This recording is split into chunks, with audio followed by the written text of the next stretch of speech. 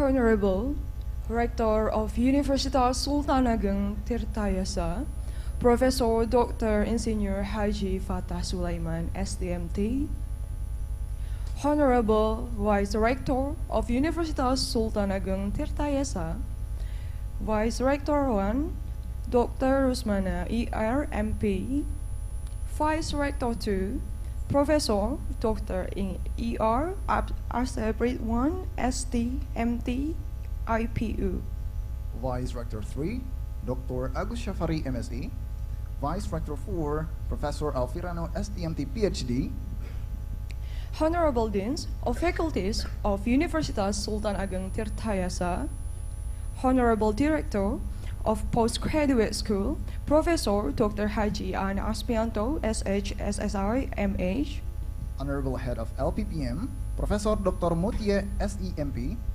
Honorable Head of Academic Support Units in Universitas Sultan Ageng Tirtayasa, Honorable Head of Bureau and Division of Universitas Sultan Ageng Tirtayasa, Honorable Distinguished Speakers from Malaysia, Albania, Thailand, and Canada, and of course, the honorable participant that we cannot mention one by one. Ladies and gentlemen, distinguished guests, esteemed speakers, and participants from across the globe, welcome to the International Conference on Global Summit on Sustainable and Green Innovation Technologies. and Technology. My name is Ahmad Halif. And I am Farah Zavira. We are delighted to be the master of ceremony of this international conference. It is truly an honor to have all of you here, both in person and online, as we come together to explore and discuss groundbreaking advancement in sustainability and green technology. Over the next few hours, we will witness remarkable insight, fruitful discussion, and powerful networking opportunities that will shape the future of our planet. Without further ado, let us jump to our first agenda, which is singing the national anthem of Indonesia. Audience, please stand up.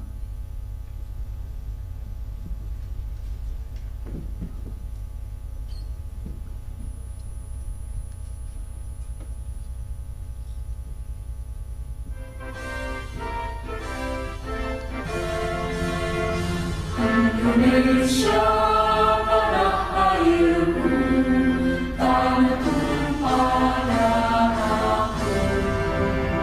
Di sanalah aku berdiri, jadi bangku ibuku. Indonesia kebangsaanku, bangsa dan tanah.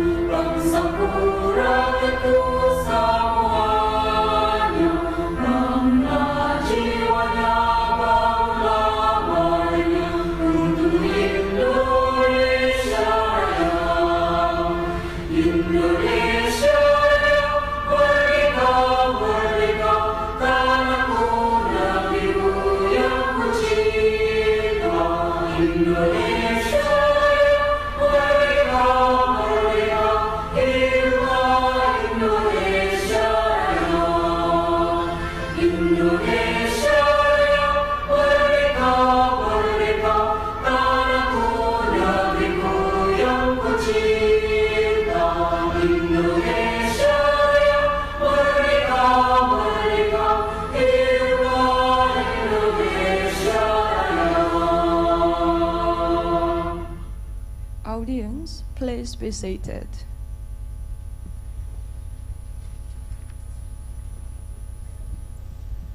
Thank you all for being here today. It is now my great pleasure to invite the chair of the conference, Professor Agus Pramono, STMT PhD, to deliver the opening remarks. Professor Agus Pramono, STMT PhD, has been magnificent in bringing this event and will share the vision and purpose behind this international gathering. Please welcome Professor Agus Pramono, STMT, PhD.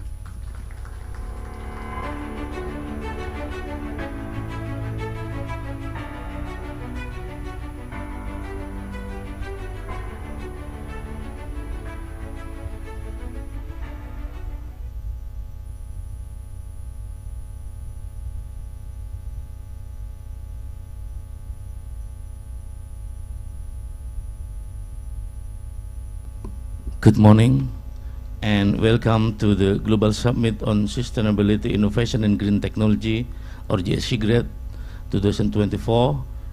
It is my honor and privilege to stand before you today as chairman of this prestigious event. On behalf of University of Sultan Ageng Tirtayasa and the organizing committee, I extend our warm greeting to for all of you attend joining us both online and offline. This year, we are delighted to welcome 243 participants from various countries, representing diverse range and discipline and expertise. Your participation, whether in person and virtual, exemplify and growing global commitment, sustainability, innovation, and green technology. The summit is a special occasion for University of Sultan Ageng Tirtayasa, as if coincided with celebration of the University 43 days Natalis. This milestone reflects our institution continued journey of academic excellence, research advancement, and community service. The GSCGRED 2024 is building upon a foundation of critical sub-themes, including education, engineering, law, economic, medical science, social and political science. This theme underscores the broad spectrum of challenges we face in today's world, from environment degradation to social inequality. This conference serves as a platform for not only exciting ideas, but also exploring innovative, actionable solutions to this pressing global issue. We are also excited to announce that selected paper from this conference will have the opportunity to be published in reputable journal and Scopus Index proceeding as well. This serves as the testament to the high academic standard and impactful research that GSCGRED aims to promote. We hope this will further inspire your engage fully, share your groundbreaking idea, and contribute to the body knowledge that will help share sustainable the future. This summit resonates deeply with the vision and mission on University of Sultan Ageng Tirtayasa, directed by esteemed Professor Dr. Insinyur Haji Fatah Sulaiman, which speak to position Universitas as heat and green university. This vision aligns with our commitment and to make environmental innovation academic excellent. I would like also to express my deepest gratitude from LPPM, Professor Dr. Mutia Ismail, to head of Institute of Research Community, who has been driving force in our effort for impactful research and community service. Her leadership has been instrumental in making these events possible. And finally, I would like to thank for all of you, distinguished speaker, participant, sponsor, and organizing committee for their hard work and this session, and your contribute have been invaluable in realizing this summit, and your commitment to sustainability and global collaboration will surely lead to meaningful outcome. For all of you, our participants, we will arrange to make the great and the best publication in indexed by Scopus and reputable journal. Don't worry, we will arrange this conference. We are make the best for all of you. Syukran wa tumtum bil khairi wal barakatuh wa najah bi rafiq waridayah warida walinayah wa wal muafiq illa aqumut thariq. Wassalamualaikum warahmatullahi wabarakatuh.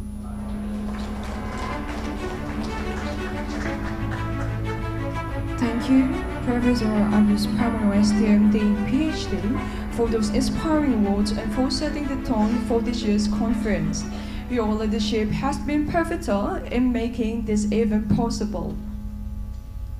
Next, we are honored to have a special message from the representative of Governor of Banten.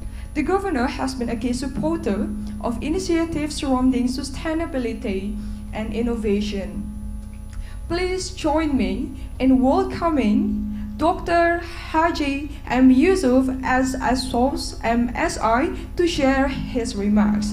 To Dr. Haji M. Yusuf as SOS MSI, the stage is yours.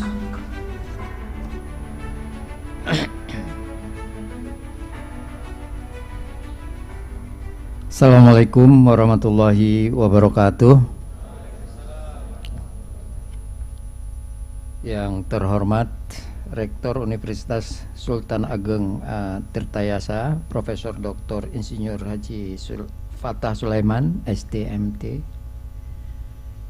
Yang terhormat para narasumber, Profesor MVV Riti PhD, perwakilan dari Kanada. Profesor Claudian Doska, PhD, perwakilan dari Albania. Profesor Sasistep PT Portapin, PhD, perwakilan dari Thailand. Dr. Majid Khan Majahar Ali, perwakilan dari Malaysia.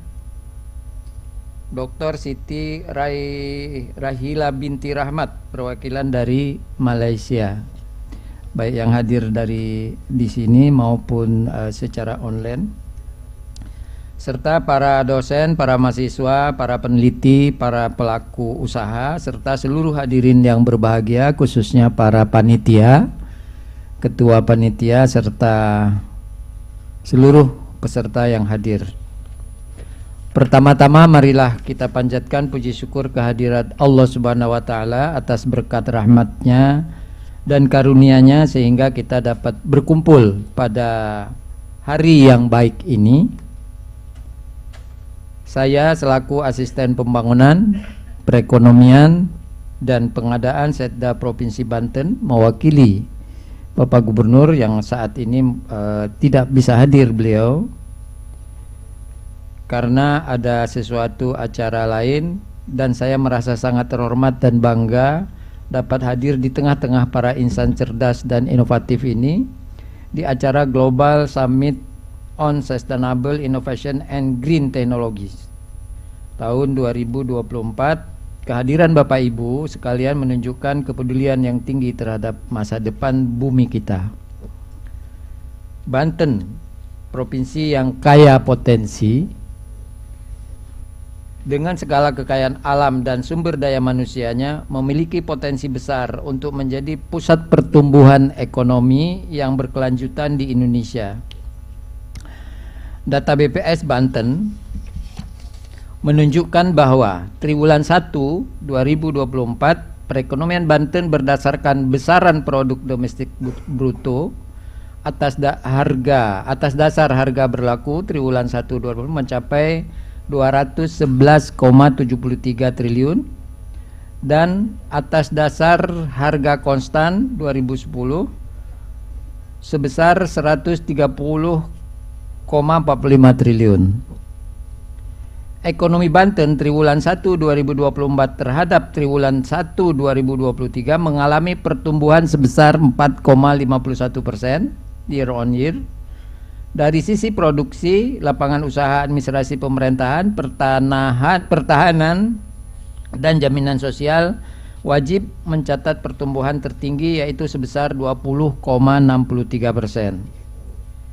Dari sisi pengeluaran, komponen pengeluaran konsumsi lembaga non-profit mengalami pertumbuhan tertinggi sebesar 21,04%. Ekonomi Banten triwulan 1 2024 terhadap triwulan sebelumnya mengalami pertumbuhan sebesar 0,84%.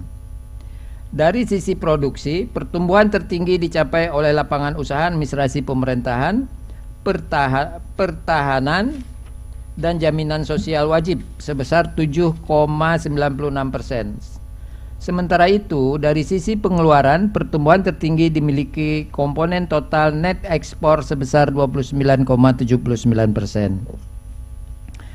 Namun, di balik angka pertumbuhan tersebut, kita juga dihadapkan pada tantangan yang semakin kompleks, seperti perubahan iklim, kerusakan lingkungan, pertumbuhan penduduk yang pesat, curah hujan yang tinggi pada tahun 2023 telah menyebabkan bencana banjir di beberapa wilayah dengan jumlah curah hujan berdasarkan data BMKG Budiarto di Curug, Tangerang yang dicatat oleh BPS Provinsi Banten tahun 2022 sebesar 361,90 mm per tahun. Sedangkan jumlah hari hujan tahun 2022 sebanyak 17 hari dan tahun 2023 sebanyak 170 hari. Rata-rata harian penyinaran matahari tahun 2022 1,63 jam, sedangkan tahun 2023 3,74 jam.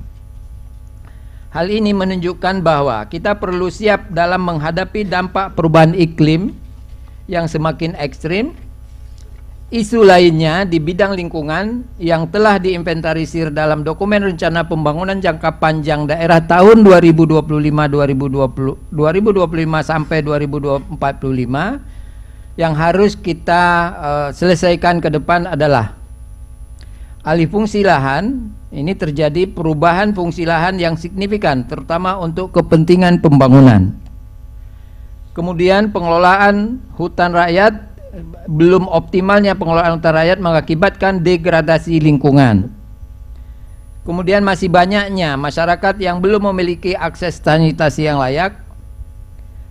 Sistem pengelolaan sampah belum berjalan optimal, menyebabkan penumpukan sampah pada pencemaran lingkungan. Kualitas air sungai di Banten masih rendah akibat limbah domestik dan industri.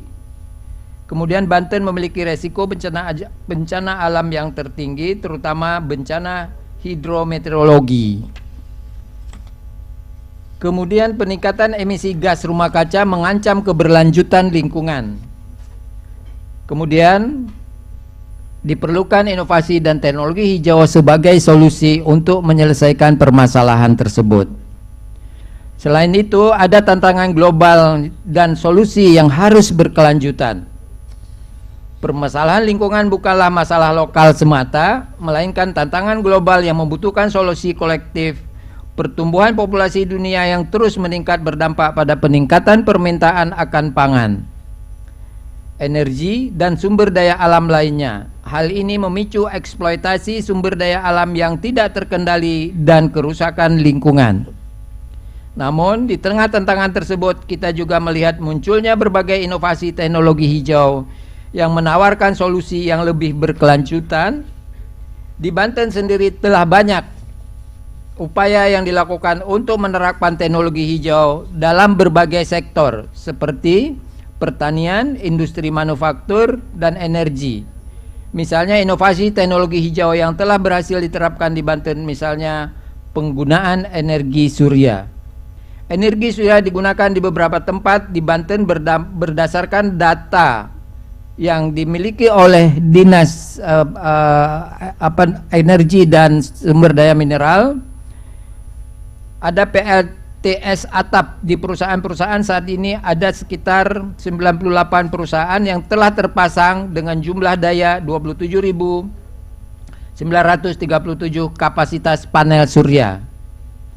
Pembangunan PLTS oleh swasta tidak hanya menambah kapasitas produksi energi terbarukan, tetapi juga mendukung upaya pengurangan emisi rumah kaca dan meningkatkan persentase energi terbarukan dalam bauran energi di Provinsi Banten.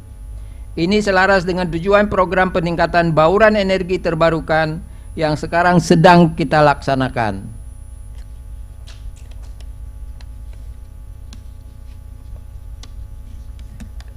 Dalam rangka pengendalian emisi di Provinsi Banten telah terjual di stasiun pengisian listrik umum untuk umum bagi kendaraan listrik sampai dengan Maret 2024 berjumlah 14.650 order dengan jumlah total 359.729 kilowatt atau 883 juta rupiah.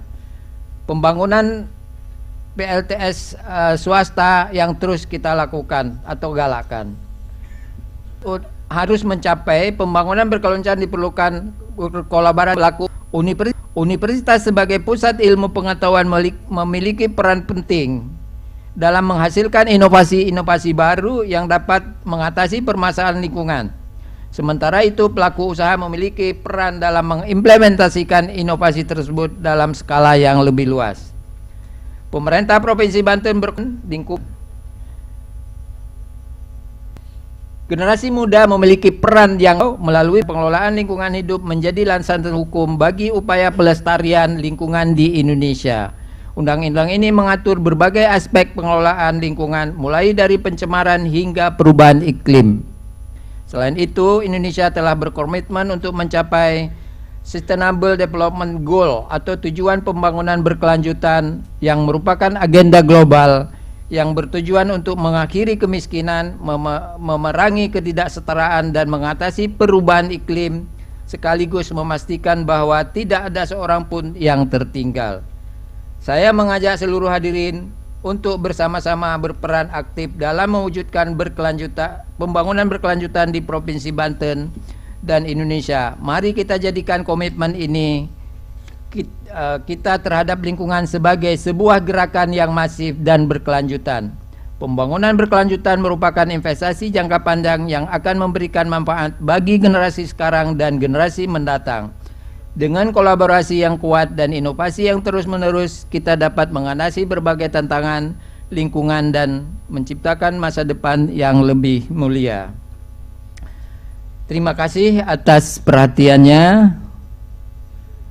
Wassalamualaikum warahmatullahi wabarakatuh. Thank you, the representative of Governor of Banten Province, Dr. Haji M. Yusuf, for your support and for encouraging action toward a greener and more sustainable future. Your commitment to innovation in this space is commendable. Now, we are privileged to have the Rector of Universitas Sultan Ageng Tirtayasa with us today, a leader in fostering academic excellence and promoting green innovation through education and research. He will also open the event, followed by a group photo session with the participants. Please welcome Profesor Dr. Insinyur Haji Fatah Sulaiman, STMT.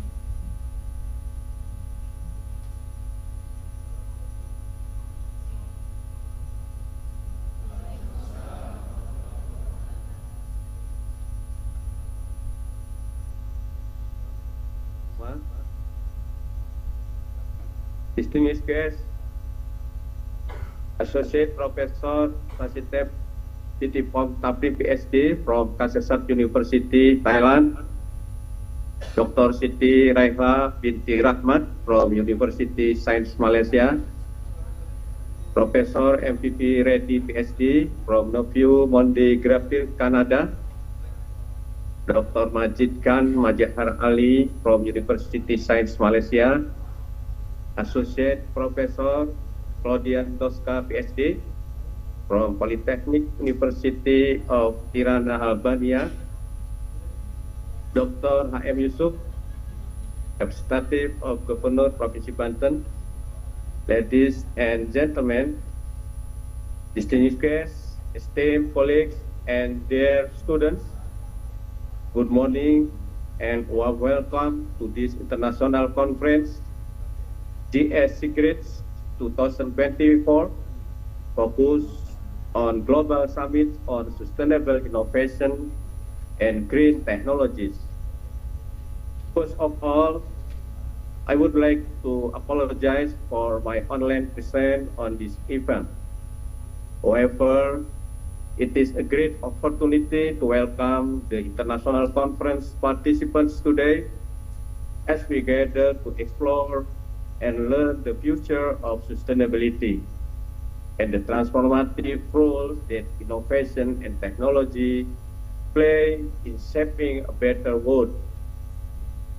As we all know, experts agree that extensive use of carbon-intensive fuels its consumption and production has amplified the harmful effects of carbon dioxide emissions. This is a challenge of creating a more sustainable world requires not only technological breakthroughs, but also a commitment to doing so with integrity, equity, and efficient for the long-term impact. Here at Universitas Sultan Ageng Titayasa, sustainability is not just a goal, it is a motivational driven force within our vision.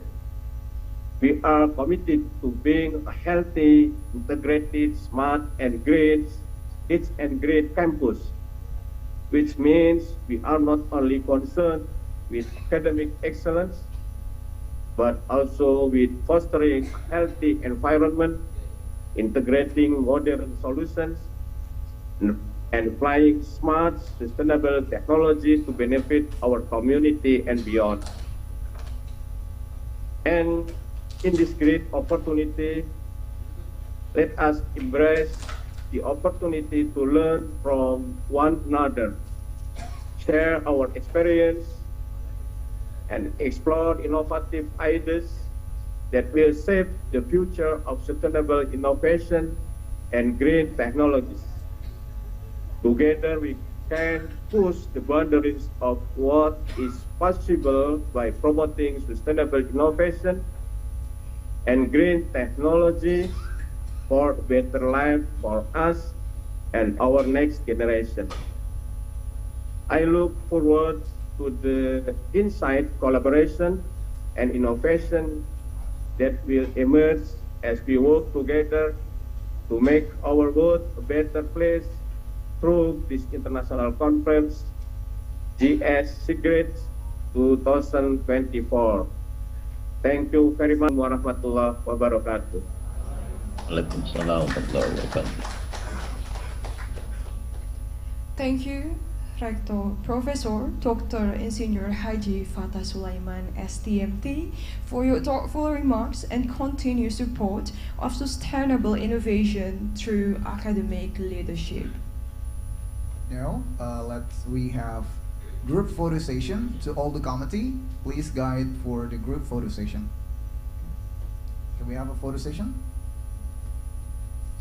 Audience, please stand up.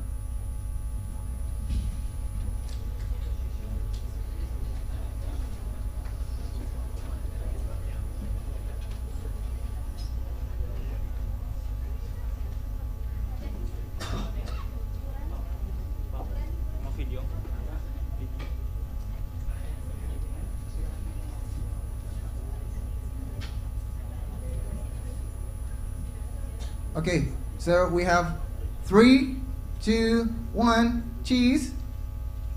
Another take. 3, 2, 1. Okay. Do we need Jawara pose? Okay. Jawara pose, everyone. Like this. Okay. 3, 2, and 1. Okay. Thank you so much, everyone. Audience, please be seated.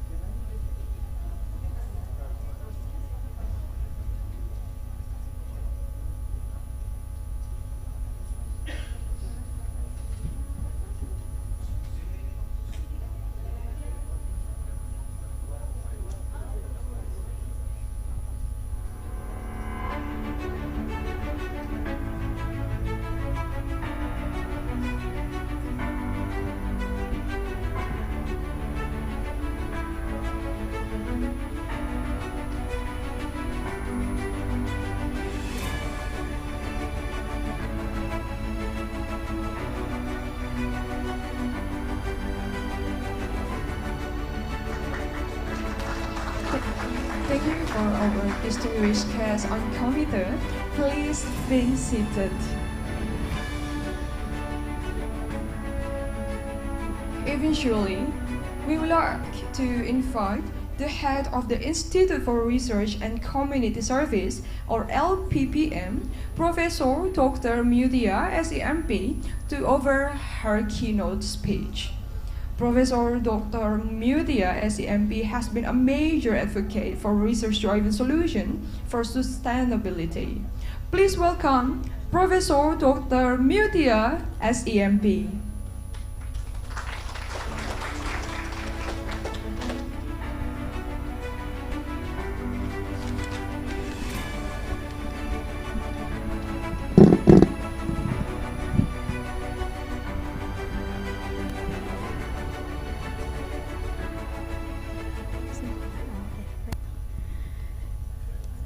Oh, sini aja. Okay, welcome, keynote speak and all participant. Assalamualaikum warahmatullahi wabarakatuh. Salam sejahtera bagi kita semua.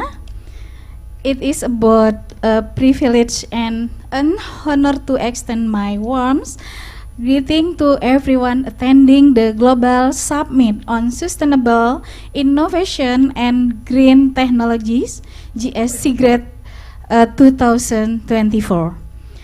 The GS-SIGRET International Conference was attended by 7 countries. This prestigious conference served as a vital platform for explore and exchange sustainable solution across a wide range of discipline and is aligned directly with the vision and mission of the Institute for Research and Community Empowerment at Sultan Ageng Tirtayasa University. At our institute, we are deeply committed to advance research and empowering communities, particularly through innovative approach that foster sustainable and address critical global challenges. The subthemes this summit spanning education, agriculture, law, engineering, economic, medical science, and social and political science represented key area of focus that are essential for achieve sustainable development and improving the quality of life for future generation. This conference come at a pivotal moment as the world faces unprecedented challenge across multiple sectors, from environment degradation to health crisis and social inequality. The theme of sustainable innovation and green technologies resort deeply with the core mission of our institute, which is to generate impactful research and empower communities to drive positive, sustainable change.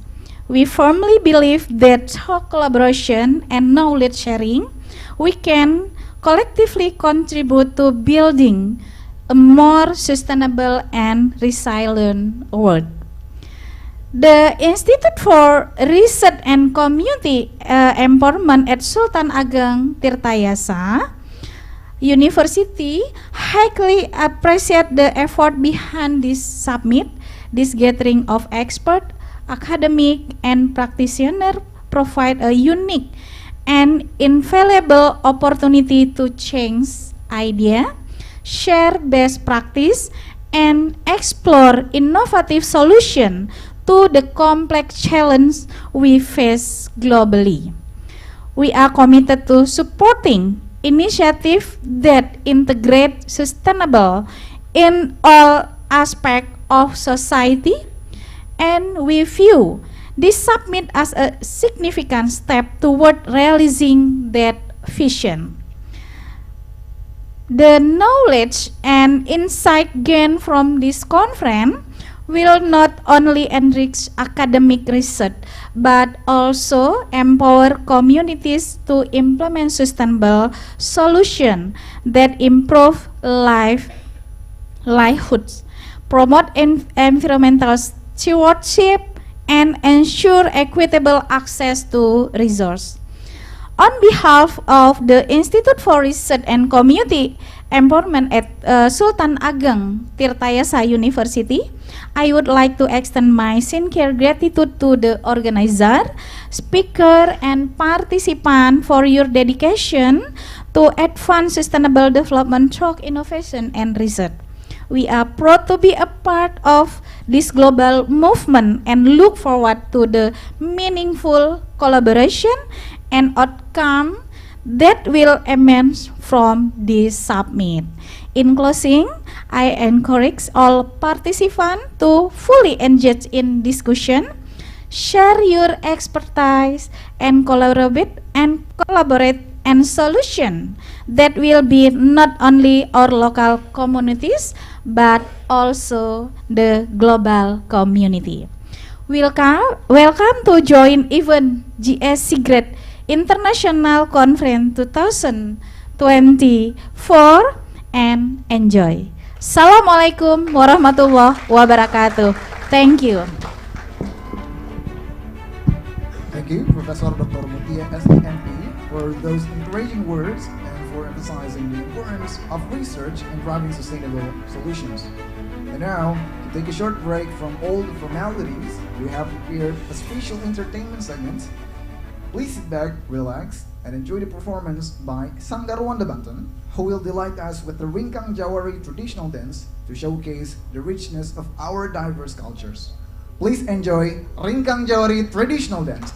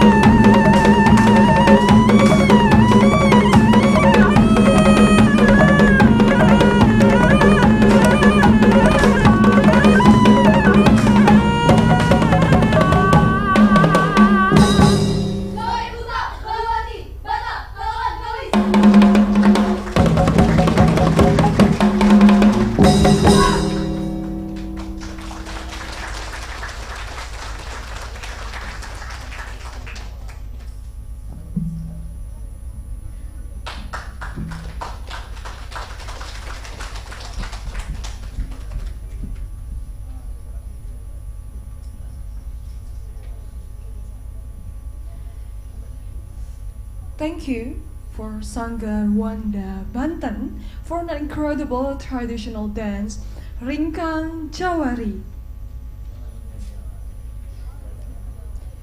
We are now moving on to one of the most amazing part of our program, the keynote address.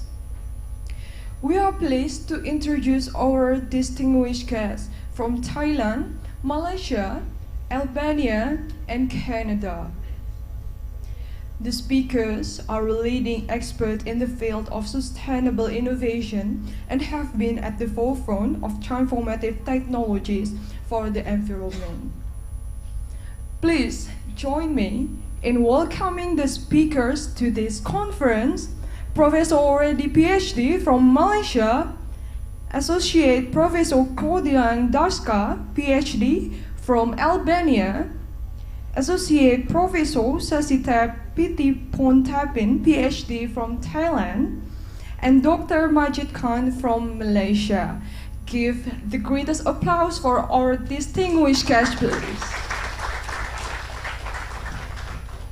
Ladies and gentlemen, the next session will be led by our outstanding moderator, Ahmad Zaki Al Islami, PhD.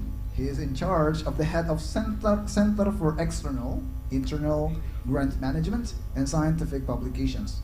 Everyone, please give a warm welcome to our moderator, Ahmad Zaki Al Islami, PhD.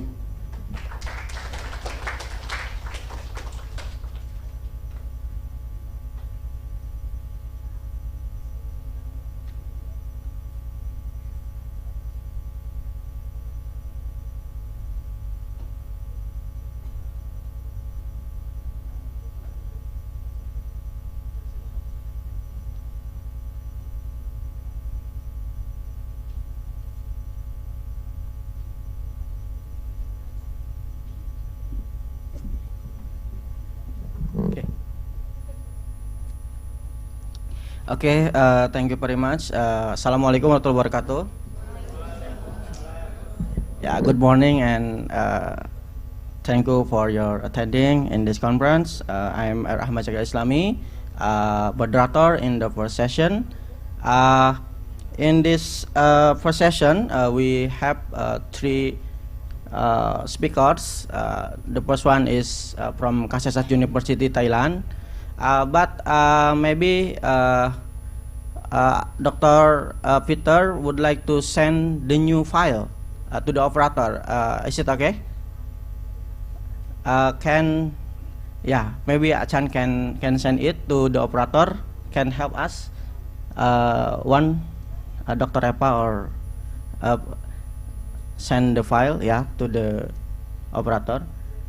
Yes, the first speaker is Associate Professor Sasitap Pitipontapin, PhD. Thank you, Professor Sasitap, for coming to Indonesia. This is the first time of Professor Sasitap to Indonesia. Welcome to Indonesia. Professor Sasitap is an Associate Professor in Science Education from Kasetsart University. He is a young lecturer, but with big reputation. You can search the profile in the Google or in the another database, and maybe for the time for Professor Sasitap. Time is yours, Professor Sasitap. Thank you.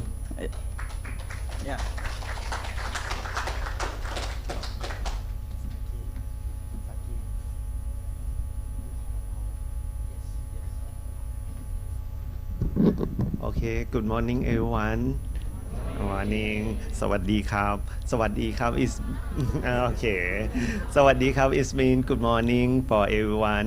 I'm so excited to be here. It's first time for me, and today I gonna present on my research topic that related to sustainable development, and as well as I will show like a case study of Faculty of Education, Kasetsart University, Thailand.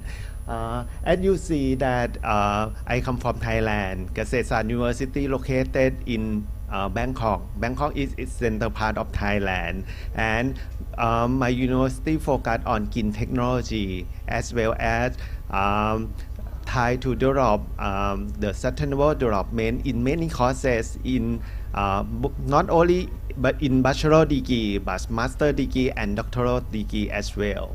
Okay, next slide please. You can see in this slide, you know, at the beginning I told you about my university focus on sustainable development, and you see that sustainable development is related to the development that meet the need of peasant. Okay, thank you. That meet the need of peasant without compromising the ability of future generation to meet their own need. As you see in this diagram, sustainable development try to balance three domains. The first domain is about economic development, and the second one is about environmental protection, and the last domain that we cannot forget is about social well-being. Let's move to next slide please. And next slide you can see about education. Why today we focus on education? Because we try to empower the student at all age with knowledge, skill, value, and action to support sustainable development. And in this slide you can see not only my university, I think university around the world try to let the student know about sustainable development. It not work. Okay, as I showed you before that my university, Kasetsart University, commit to sustainable development in many aspects, and we also provide general education course. For example, in the course of wellness courses, enterprise entrepreneurship courses, language and communication courses, Thai citizen and global citizen courses, as well as authentic courses. This kind of courses that the student have to enroll 30 credit in 5 categories before they graduate. Okay, and this is example of activity that provided by my university.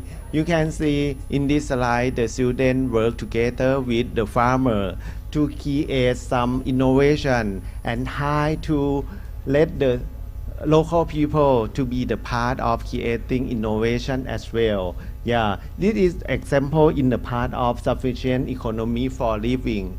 For the picture in the center part of the screen, you can see the student not only work in university, they join with local community, local company, and to create some product that is some kind of product that we try to get about the green ecology, green economy, and we also use technology to support the farmer to ride the right in the right field. And you see in the agriculture and quality of life, this is some kind of technology that we use in our courses in Kasetsart University.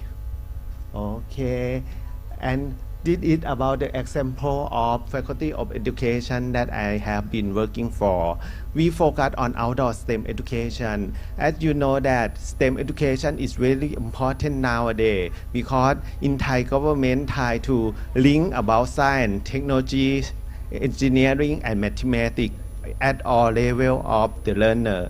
That's why we have to prepare pre-service teacher before they graduate to be the in-service teacher in the future. And in this picture you can see that not only my course about STEM for sustainable development, we also have some course for seminar that we link to sustainable development and global situation nowadays to prepare them to be like an active citizen. And in this picture you can see that we invite professor from Japan and their students to join in the classroom as well. We try to collaboration to create our lesson based on STEM education and sustainable development.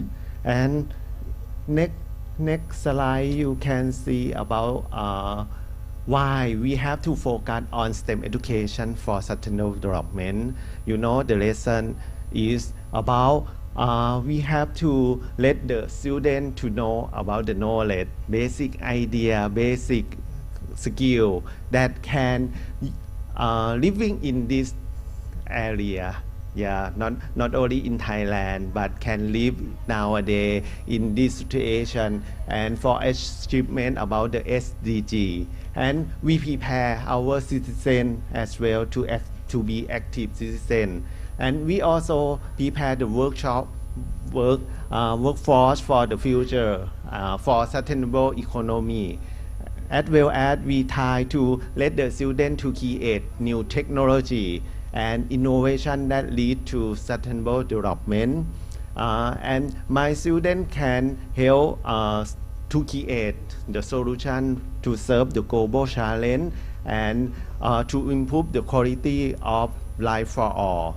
That's why we try to link STEM education to our course for sustainable development. In this picture, you can see the student not only learn in the classroom, we can learn outside of the classroom to work with local people. And they create motorbike for pumping the water for garden, right? Yeah, that is about the basic knowledge for the student to create some idea, apply their knowledge, their skill, and their competency in the real world situation.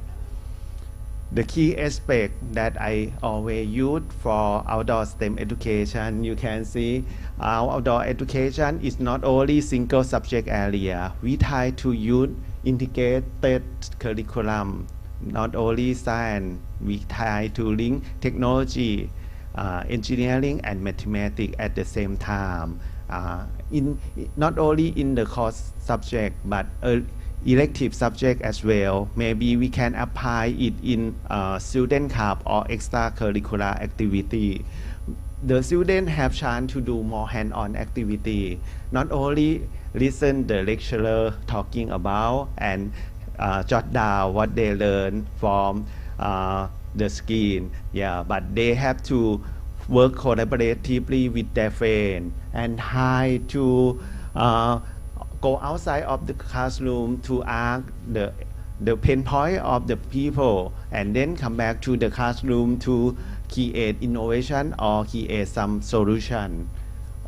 That's why we try to let the student have competency like a creative and create innovation in the classroom and outside of the classroom as well. Yeah, and we don't forget to make the student have awareness about global awareness and cultural awareness at the same time, as well as the ethic and value.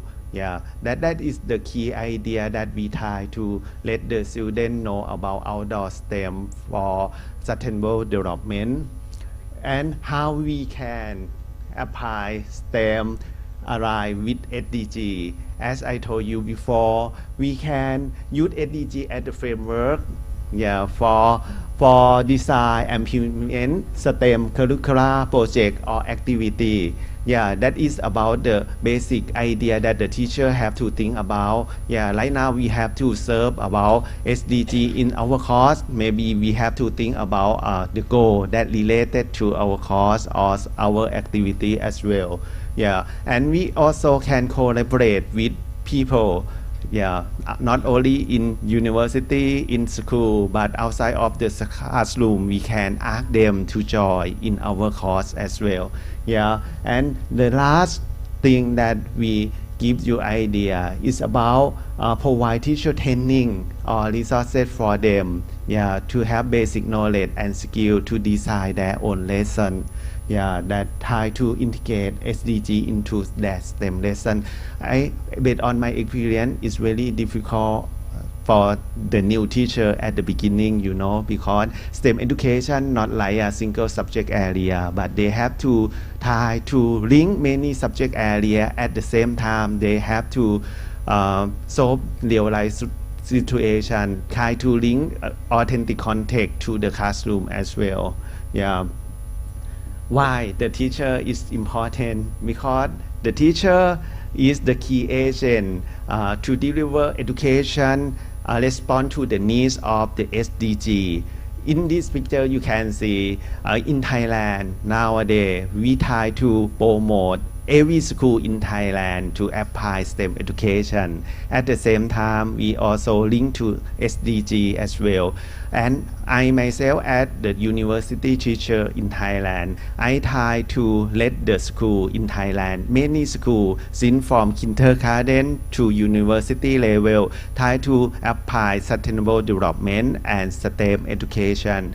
And I create like a model for the teacher development we call outdoor STEM education for outdoor learning. You see why we have to promote the teacher using outdoor STEM education, because we cannot move all of the problem inside of the classroom, right? Yeah, that's why we have to ask the student go outside and to see the authentic problem.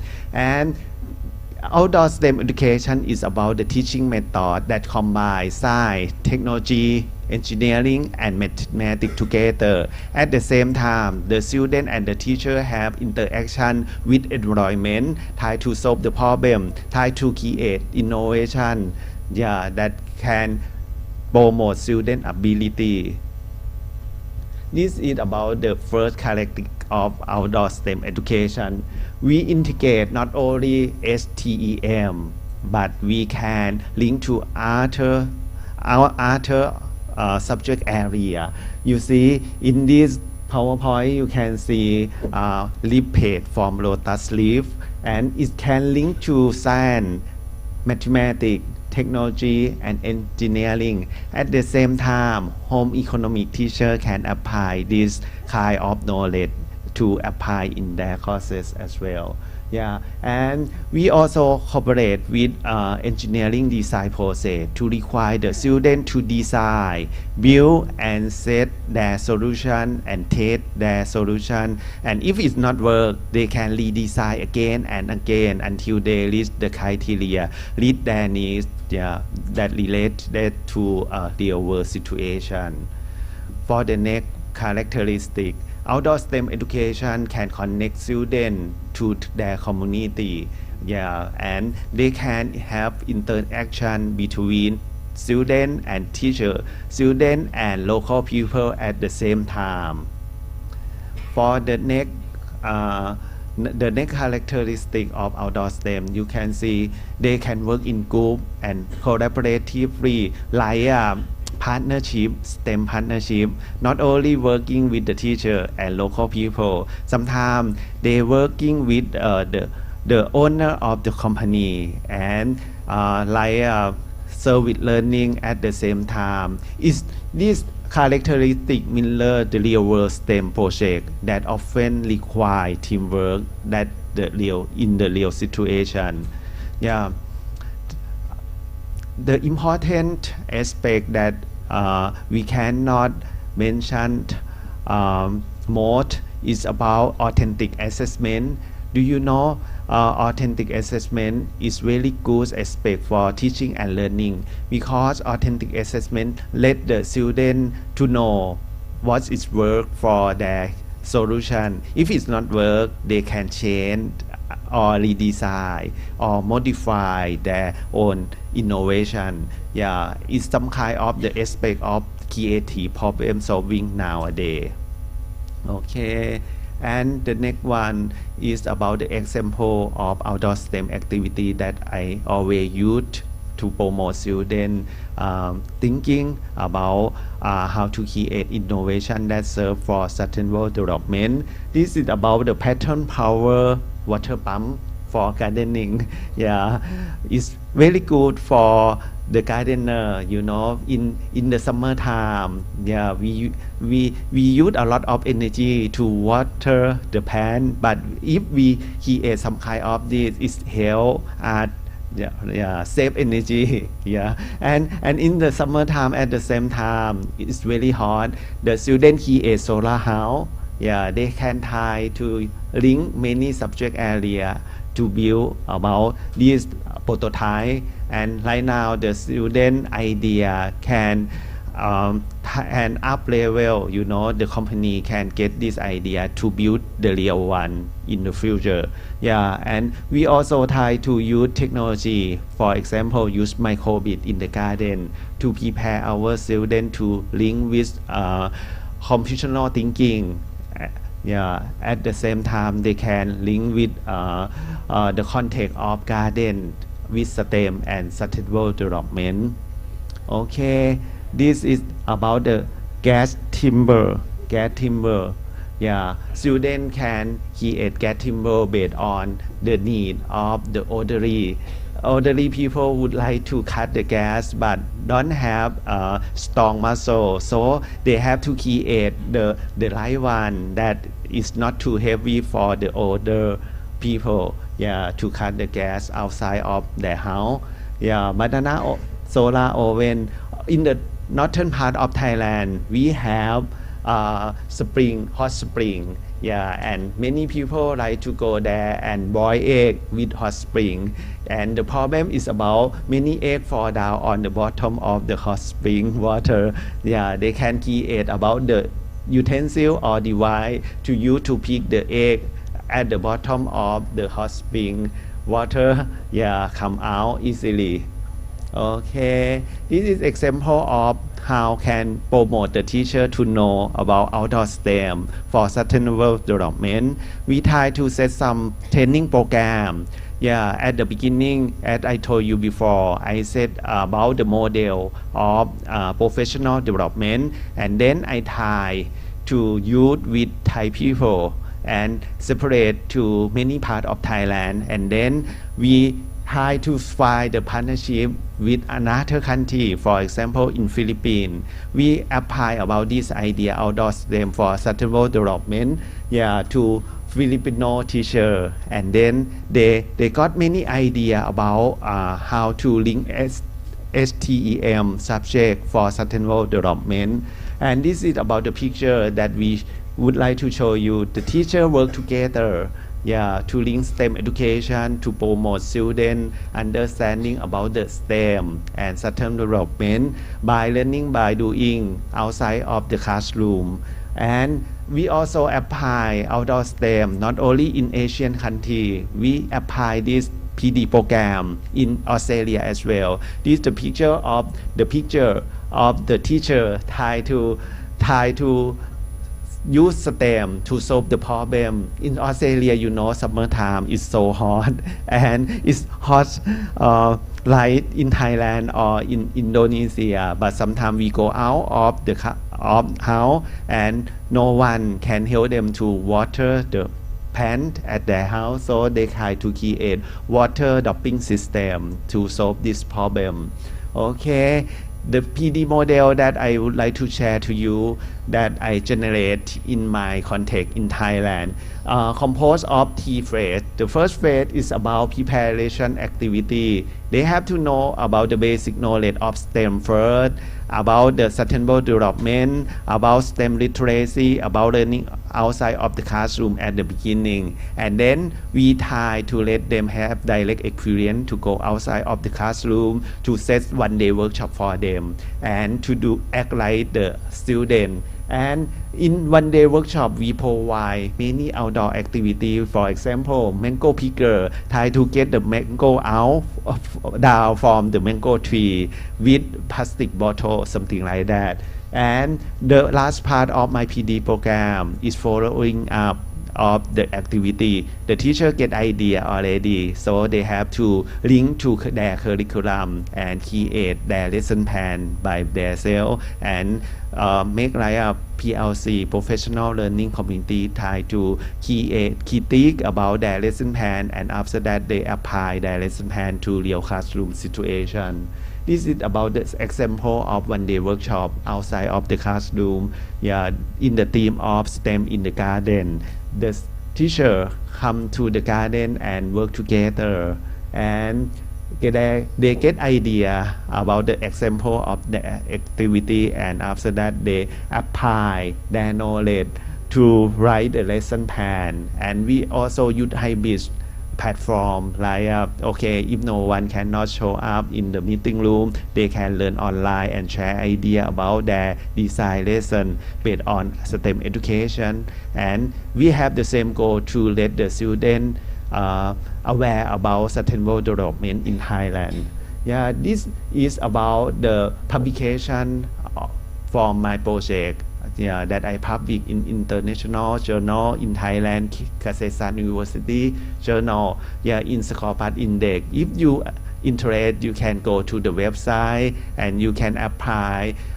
My university have not only social science journal, but inside journal we also accept. Yeah, and my project also got the award from international conference as well. And this is about journal in Indonesia. I also publish my result from my teacher that they apply outdoor STEM to the student in elective course, in student club, and in extracurricular activity as well. This is a good journal, I guarantee, because the reviewer give me a lot of meaningful comment, and I can revise based on their comment, and I think I learn from their review as well. Yeah, and finally I present my research and I got the award from international conference as well. As I told you before, that the PD model, professional model, I not only apply in Thailand, in Philippines, but I also apply in Australia as well. I work with my friend Wendy Nelson in the University of Wollongong, and we also would like to compare the context. You know, the context is different in Thailand, but in Australia the teacher have to think about the weather. Yeah, because it's really cold in Australia as well. When learning about STEM outside of the classroom, they have to think about the cold weather. They have to think about the kind of the tree that different from Thailand. Okay, we also have continue to do further activity for the kid. Yeah, I open my house, my garden as learning resource for many teacher and students, like informal education to promote sustainable development awareness for everyone. That is about, I think, it can call sustainable development for education and for lifelong learning. That is all my presentation. Thank you very much.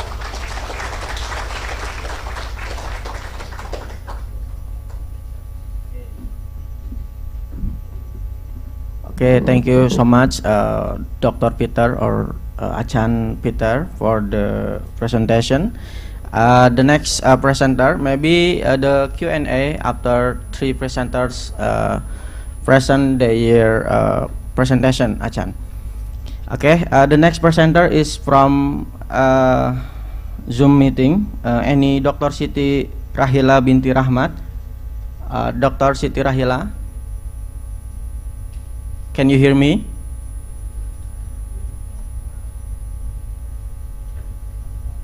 Can you hear me, Dr. Siti Rahila? Yes?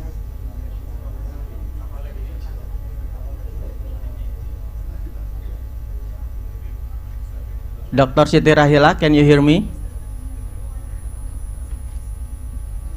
Are you there? Dr. Reddy, how are you? Can you hear me, Dr. Reddy? Yes, I'm able to hear your voice. Okay, thank you. And how about Dr. Siti Rahila? Can you hear me? Okay, maybe I think the speaker cannot be used for Dr. Siti Rahila. Is there any operator there? Can you help Dr. Rahila? Apakah bisa dibantu? Itu Dr. Rahila sepertinya mute itu. Ya, hello. Okay. Ya, boleh unmute. Okay. Okay, thank you so much, Dr. Rahila. Yeah, sorry for this mistake. Okay, the second speaker is Dr. Siti Rahila binti Rahmat. from University Science Malaysia. Dr. Siti Rahila is the professor in University Science Malaysia, and she will present her presentation. Maybe the time is yours, Dr. Rahila. Thank you. Thank you so much. Okay, technical team, I think you will share the slides for me, right?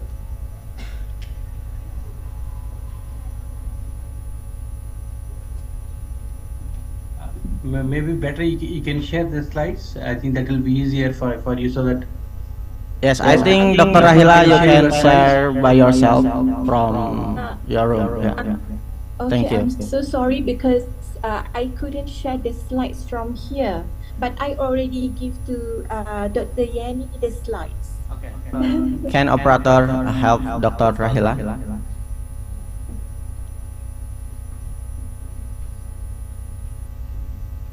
Yeah, just a moment.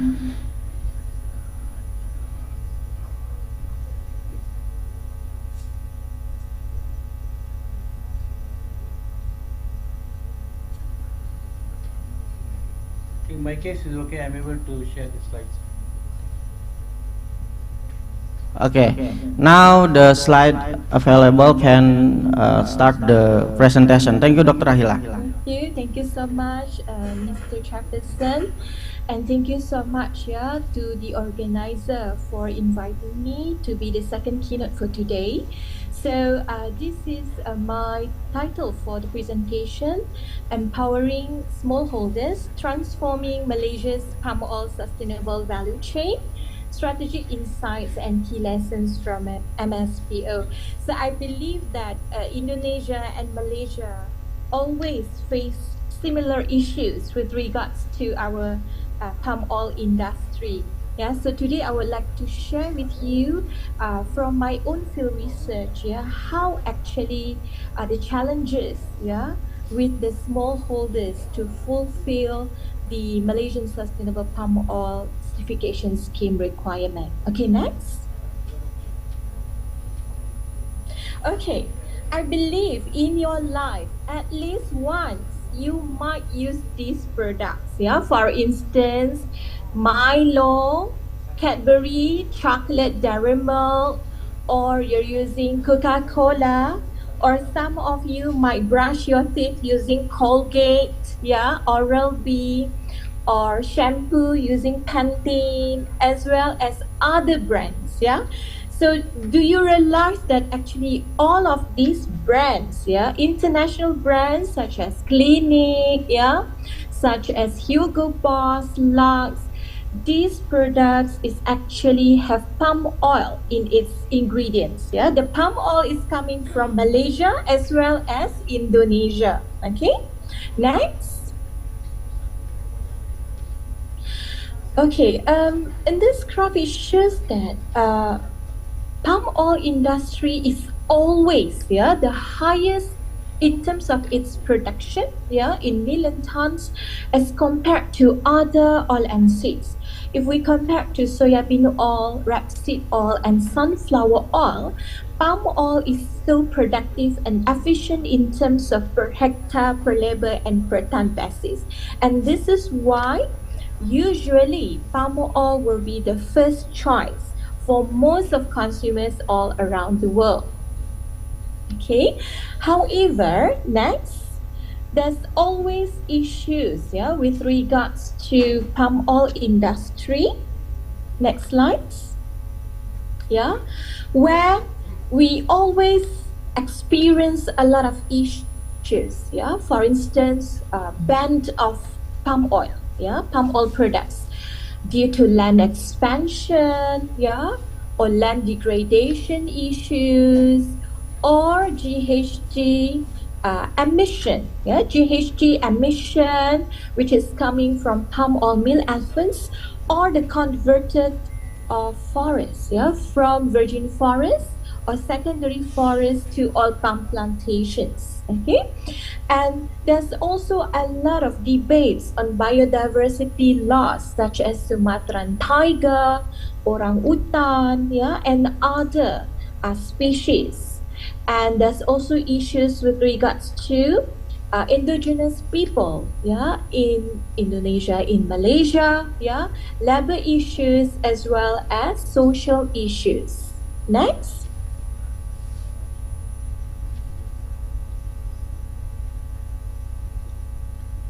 Okay, next slides. And we can see this SMERA campaign will disrupt the sustainable value chain of this palm oil industry. Okay, we can see that for instance, previously we have boycotts by the downstream part of the value chain, which is the buyer driven in our value chain of production of palm oil industry. So some of products such as Nutella in France was boycott, and Starbucks was also boycott, and P&G products as well boycott, and the cancellation of contracts, with the oil palm plantations. And if you remember, there's some campaign by the NGOs and European Union where they mentioned about save the orangutan, save the forest. So both of the countries, Malaysia and Indonesia, really experienced a lot of boycott and ban with regards to the palm oil industry. Can we move to the next slides?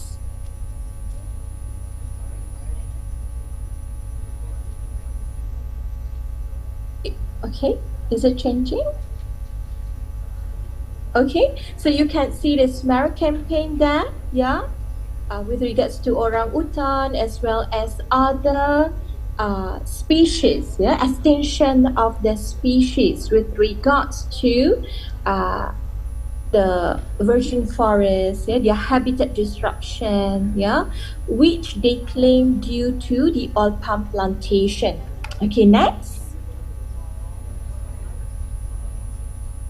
However, we have to admit that both of our countries, including Malaysia, for instance, palm oil contributed 37.7% of added value to the agricultural sector and 7.9% to Malaysia's GDP.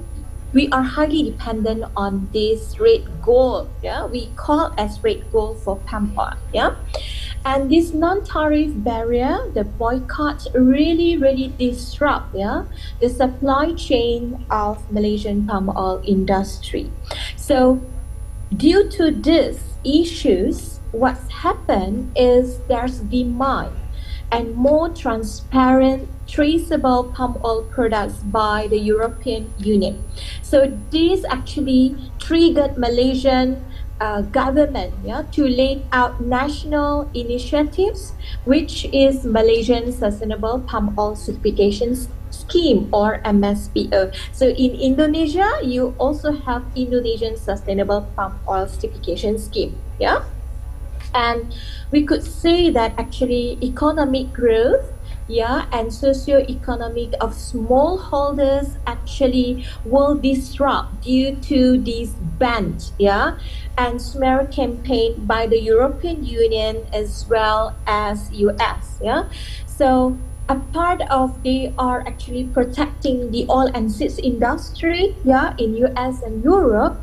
So we, Malaysia and Indonesia, face a lot of issues, with non-tariff barrier of this industry. Okay, next slides. Okay, next slides.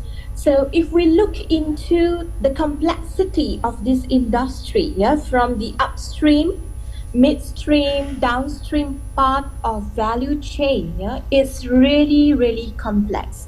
So can you imagine when there's buyer-driven demand of this value chain, where the NGOs, European Union and US request for traceability in the sustainable value chain. So it means that if you eat that Cadbury chocolate, or if you have that Nutella, yeah, when you scan or when you want to find this Nutella is actually coming from which processing mills, coming from which plantations, we have to show to the importers, yeah.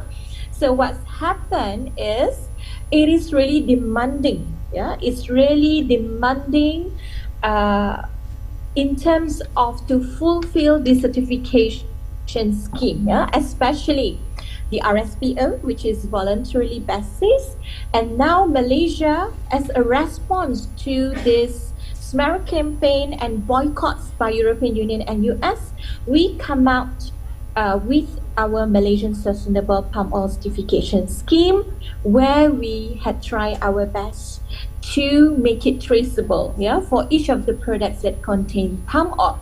Okay, next. All right. As we know that for smallholders, yeah, they are actually the owner who own oil palm plantations around 40.46 hectares or around 100 acres. Yeah. Okay. Next slide, Mister. Yeah, and based on studies, yeah, in terms of sustainable supply chain or value chain, yeah, it shows that actually smallholders is quite vulnerable, yeah, and they are easy to be manipulated, and some of them are really hard to accept the sustainability practice because they are in comfort zone, yeah, they are happy with their daily, yeah, business as usual. So when I conducted my field research, for instance, when I asked the farmers, okay, Pak, in 1 year, how many are you going to use your pesticides or fertilizers? Yeah. So some of the farmers says, okay, I'm used 3 times per year, and some say that I'm not so sure actually, but I will just put the fertilizers and pesticide whenever I feel like I would like to put these fertilizers and pesticides. Yeah. So there is no standard rules of the business as usual for the smallholders, yeah, but some smallholders they manage to follow. Okay, so what I would like to share with you is how actually the response, yeah, and the perception of smallholders, their readiness during the first phase of the implementation of this MSPO. Okay, so the case study location is in Johor, yeah, the southern part of Malaysia, where we conducted our field research, yeah, for this MSPO. Okay, next. Okay, and the 300 samples are chosen, so they are the one who have 100 acres, yeah, maximum, and the name list was given by Federal Farmers Organization Authority, FOA, yeah, as well as Federal Development Authority, FELDA, yeah, Federal Land Development Authority. And we also conducted 9 experts interview for those who really designed this policy, yeah, how actually they come up with this policy and the implementation of this policy. Okay, next. So we do have selected key findings, yeah, in the next slides, yeah. So basically in Malaysia, in the next slides as well, yeah, we do have a scope of certification, yeah, where most of the farmers, number one, they could be under individual certification, yeah. This one is for independent smallholders. They are not under any land development schemes, just such as FELDA, FELCRA, RISDA, yeah. And then group certification for independent smallholders, they have clusters, yeah, where they have sports, which is sustainable palm oil clusters, yeah. So this is group certification, yeah. So what's happened is there are some additional requirements for group certification scheme that are stated under the audit sampling criteria. So this is the rules, yeah, for individual certification as well as sports group certification. And finally, yeah, next slides, the one who are group certification for organized smallholders, yeah, where they are under land settlement schemes, which is the FELDA, FELCRA, RISDA, yeah. So the one who are under FELDA, they actually have choice. They can manage their own farm, or they let FELDA to manage their own farm, and they will have one monthly allowance, yeah, in ringgit Malaysia. They will receive monthly allowance, and they just let FELDA land settlement scheme to manage their own farm, yeah. Okay, next. And we do have some findings that I would like to share with you, yeah, with the key person who designed the MSPO and handle the implementation of MSPO, yeah. So it is actually the MSPO largely driven by external political pressures, yeah. So when there's non-tariff barrier, a lot of pressure by European Union, a lot of pressure by the US, who import the Malaysian palm oil industry. Then what's happened, they requires a lot of restrictions, they requires a lot of traceability, yeah. So this is actually a reaction by the Malaysian government, yeah, because they really need to protect this industry. At the same time, is due to the political influence, yeah. Okay, next slide. Okay, for the MSPO National Sustainable Initiatives, yeah, MSPO is crucial for maintaining Malaysia's position in global markets, yeah. Although we also in Malaysia face a lot of issues in terms of the implementation of this MSPO at the first phase, yeah, where in educating smallholders accustomed to traditional practices, yeah. So from these findings, it is found that the behavior and acceptance, readiness of large holders, medium holders, as well as the one who are under land settlement scheme is quite clear, yeah. So when there's MSPO, the one who are under certification schemes under FELDA, FELCRA, RISDA, the settlement scheme, they will follow the internal rules, yeah. When FELDA say you have to fulfill this and that, so they have FELDA officers who will guide them how to follow the certification scheme, and FELCRA and RISDA who will really thoroughly train these smallholders, yeah. And this lead to the intention behavior of smallholders to fulfill the MSPO, yeah. Okay, next slide. However, based on our observation as well as our research, field research from our survey and in-depth interview, the independent smallholders who are quite happy with what they have done, yeah, they don't care. As long as they can sell the oil palm fruits bunches, they can own some money and they can survive, right?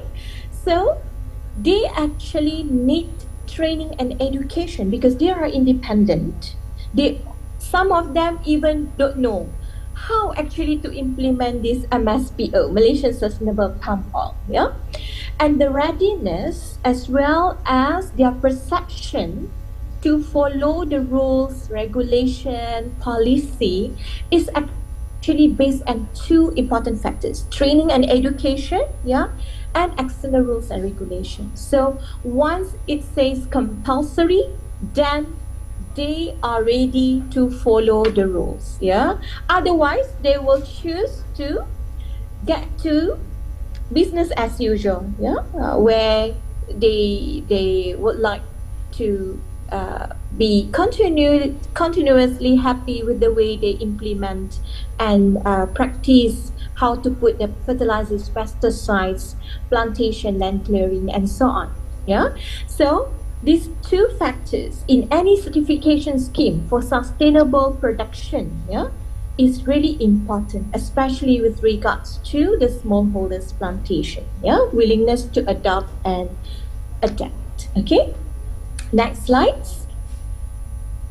Okay, so this is some findings from our field research in Johor. Yeah, so this is organized Felda-Felcra. Yeah, we do have 35.2% and independent smallholders 64.8%. Yeah. Okay, next slide. So when we asked in our survey, actually, are you ready towards Malaysian sustainable palm oil? For these smallholders, 75% say no, they are not ready. Yeah. So when we have this top-down policy, we do have policy apathy, where they didn't get clear information. Yeah. At the same time, lack of training. So most of them say that actually they are not ready to implement this certification scheme. Yeah. And only 25% says yes, they are ready to implement Malaysian sustainable palm oil, yeah, certification scheme. Next. And fulfill the requirement, yeah. So this is your age, yeah. And most of our palm oil, yeah, farmers, yeah, in the oil palm plantations, they are elderly. So we do have another issues where second generation, they do not want to be oil palm farmers. They want to be the one who work in industries. Yeah, so we face as well this issue. Yeah. Okay, next.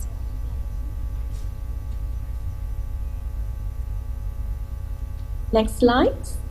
Okay, and this is the area. Yeah. So the key findings here. From our research and from our experience in field research for this MSPO implementation, the significant influence on farmers' readiness will be the type. Yeah? Either they are independent or they are under settlement schemes. Yeah? The location, renewable resource usage, awareness of biodiverse land, and restrictions of MSPO and non-compliance preference, yeah? And non-significant indicators regardless of the age, duration of involvement, plantation capital, and awareness of protecting endangered species will not influence their readiness, yeah, to fulfill the MSPO. And there's also positive coefficient such as smallholder type, awareness of the MSPO. We can say that the implementation is more straightforward and systematic for organized smallholders because they have internal rules in the supply chain that will guide and that will thoroughly, yeah, cross-check all, yeah, in the system, yeah, in the segments of the activities, yeah. And MSPO works as an effective line of communication between agencies and organized smallholders. They become closer, and there's a lot of training given to the most of holders under settlement schemes, yeah. And agencies also face challenges in organizing smallholders who grow their own oil palms. Yeah? For instance, Felda, the one who decided to be independent smallholders who grow their own farms, they face difficulty as well, yeah? And respective government agencies need to ensure that vulnerable group truly understand the fundamental, what is actually MSPO, so that they will understand and how to apply, adapt, and adopt this certification scheme, yeah? And smallholders are not ready to adopt and adapt the MSPO, but actually they are motivated to follow the standard, yeah, because they are so worried, they are highly dependent on this for their livelihoods, so they are actually motivated, yeah, to fulfill the requirements. It's just that lack of training and information, yeah, by the policymakers and the top government agencies. Okay, I think that's all from my side. Thank you so much.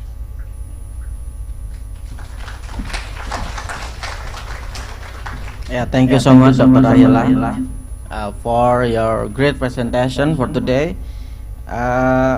The next presenter is from Canada. Maybe Dr. Rahila, you can write first the Q&A after three presenters presented the presentation. Is it okay, Dr. Rahila? Thank you so much. Okay. Yeah, Dr. Reddy from Canada. Are you there, Dr. Reddy? Yeah. Okay.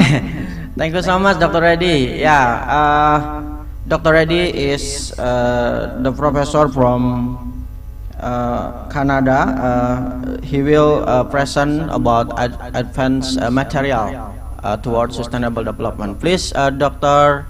Reddy, to present your presentation. Thank you so much. My chairman, and also committee, and for inviting me. Once again, thank you for the. Okay, so just I would like to that before starting my slide is moving.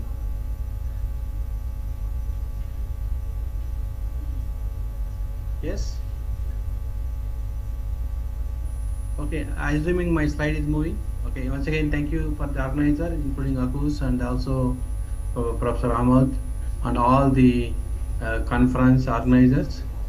In fact, this conference I have seen that is the importance of people are talking about sustainability in terms of the different areas, both science and engineering and including mathematics. So again, the word sustainability is really very important in respect of the area. So I am also under the today slightly, especially although the materials, or if we talk about the transportation or anything technology sustainability, at the end what we are using, we need a sustainability. I think that is very important. And also like in future also, because we want to maintain the sustainability, it means that always we have to protect the environment in a sustainable way. So that's why we don't want to emit the greenhouse gases. So that is also another concept. If you want to be smart city, that's why you can see in major cities, including the Asian cities, like Jakarta, there is a huge pollution sometimes. In order to be more sustainable, maybe we have to change our transportation policy or transportation technology, for example, use of gasoline by electric vehicles. So again, I think previously I was at National University of Singapore, and for the last 5 years based in Canada. So I think due to time, maybe I may quickly go through some of the related to the materials for sustainability and some aspect. So since I was at academic institutions, I always to train them the education, especially the materials, what type of sustainable material that will be useful for the future transportation technology. I think these are the few examples we've been published with various schools and students. So again, the research is very important to educate the young researcher. Clearly shows that importance of the research with early age. So again, I think people like me, they're able to present at various conferences held in outside the Singapore. So again, I think since I was at academic in Singapore, I visited many Indonesian institutions. In fact, also they visited my laboratory, and then there is a few visitors from Indonesia, and also, so I think these are the few PhD students who have been trained. And also, as you can see clearly, Indonesia closely we collaborated, and also we published the paper. Again, the what they call cooperation and international thing is very important. My previous speaker from Thailand, he mentioned that what is the cooperation is really important, well, irrespective of any country or not. So these are my, I think today maybe talk what are the lithium batteries, how sustainability is very important in this aspect I'm going to discuss in today. So now coming to the materials, I think always sustainability is really important. I think we know that materials are using starting from Stone Age, and also you can see the Silicon Age is also one of the very important area. Again, that you can see there is a lot of advancement in the materials, including that and parallel by lightweight material, aerospace, and functional nanomaterial. And future we call as, I think again is called intelligent and low carbon, in the sense that whatever the way we have to reduce the pollution, so we have to be sustainable material or sustainable age also I can tell. So again, I think in irrespective what type of thing, getting materials will play an important role, if the energy, environment, healthcare. And again, we broadly classify material based on the utilities or construction technology, electronic, or sometimes like physical properties. So sometimes you have to remember, it depends on whatever the applications are going to use accordingly. So now I think one more important is sustainability is very important. For example, place like here, sometimes extreme low temperature, you can see this house again. Sometimes in huge temperature difference, for that case, the buildings means construction of buildings, it should be sustainable in the sense that so it has to what temperature, it has to what they call the temperature. So it will vary depending on geographical location. That's why we can't use the same construction technology from Indonesia or India. So we can't adapt here. That's why we have to, especially here, thermal insulation is very, very important, because the extreme cold, the building has to be work. And also here, mainly people, they use more wood. So here the wood people think it is sustainable, so they don't emit further greenhouse emission. So because of a lot of forest, so there is a wood is coming. So that's why most of the, I think, buildings we use as wood. And again, if you talk about the transportation technology, again, we need a sustainable materials. I think so you can see that, because people now we can see the construction technology building, because there is a lot of advancement is also happening in terms of windows, smart windows, or so if you talk about the advanced materials, because of lightweight materials. Again, why lightweight materials in aerospace is very important. It consumes lesser, and also speed also is the flight. So that's why automatically, because there is a lot of advancement is happening, sustainability. At the end, the recyclability. These are all the concepts to take into consideration. Again, another area is the laser industry. Sustainability is also play an important role in these particular areas.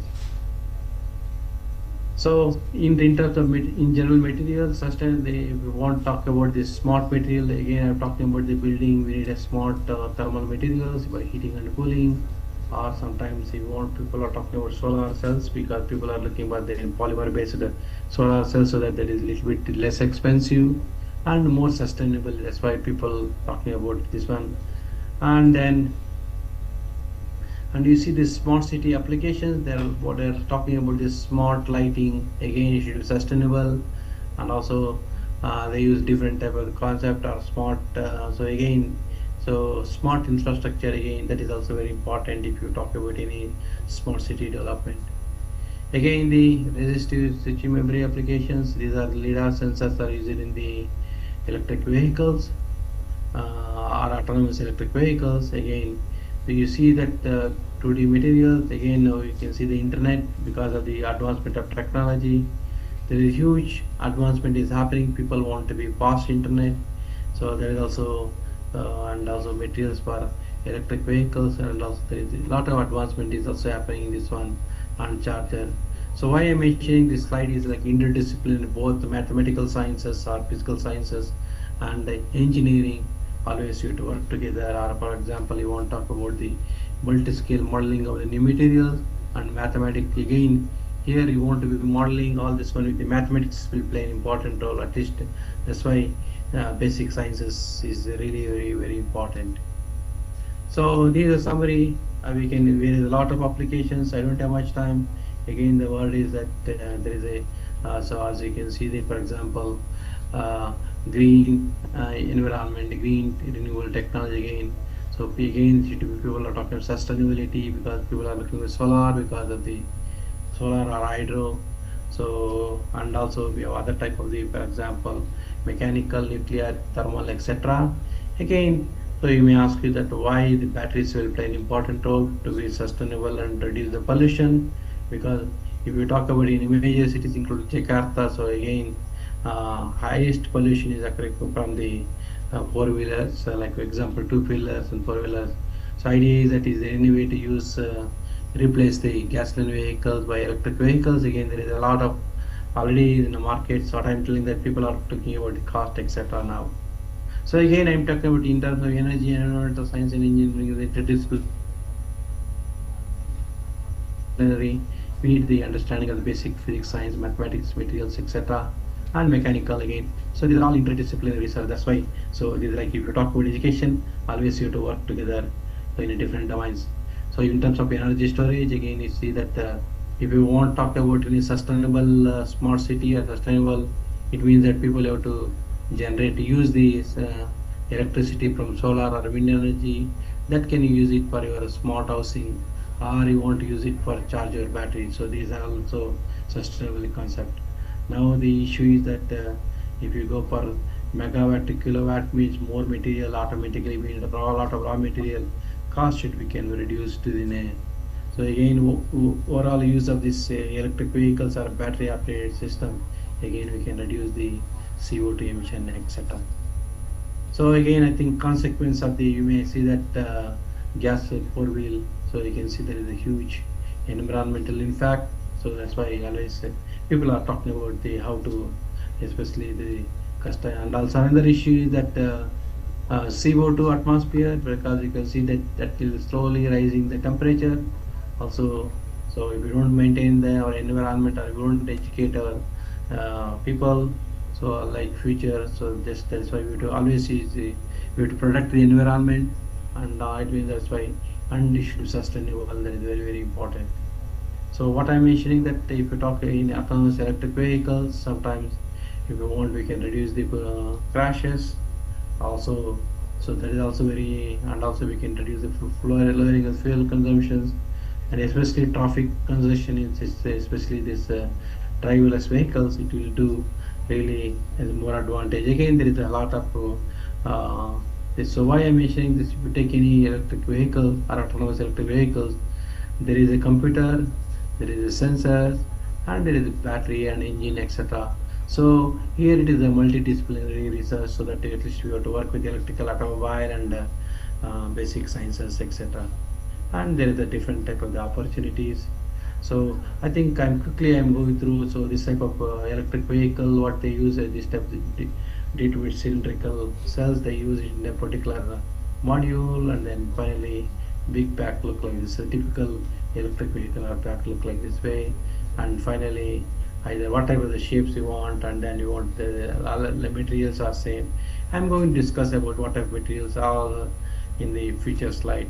You may ask you that how many typically in your electric vehicles, if you run this or a Tesla, usually they use a nearly 7,100 cell of 18650 cell they use, and also battery chemistry, everything is known.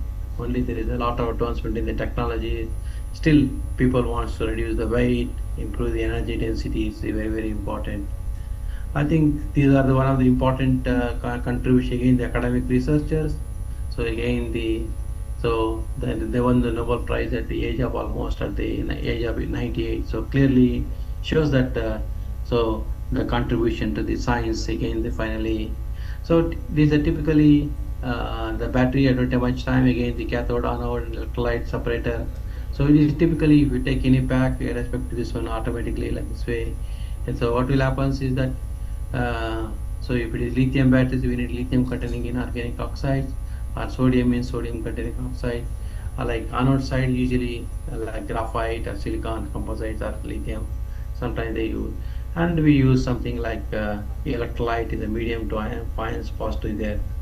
So again, I think questions, I don't have time, quickly I'll go through.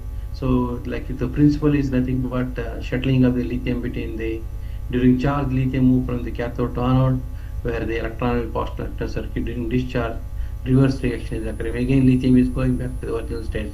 Always keep in mind that so make sure that so reversibility is very, very important, and you have to see the voltage, and you have to see which voltage, and then that will determine the energy density. So always keep in mind that if you talk about electrical vehicle or smart grid, and it should be adopt the climate conditions, yes, work with low temperature on long cycle life and reliability, and high energy density, high capacity, Coulomb efficiency in fast charging. I think this is very important. Sometimes people are looking for the fast charging. So again, you can see that up to source, safety, low cost, etc. At the end, sustainability, recycling, and circular economy. I think that is very, very important. Since conference organizer have given me almost 16 minutes, I'll go through some few slides and maybe I'm going to stop at the end. Okay.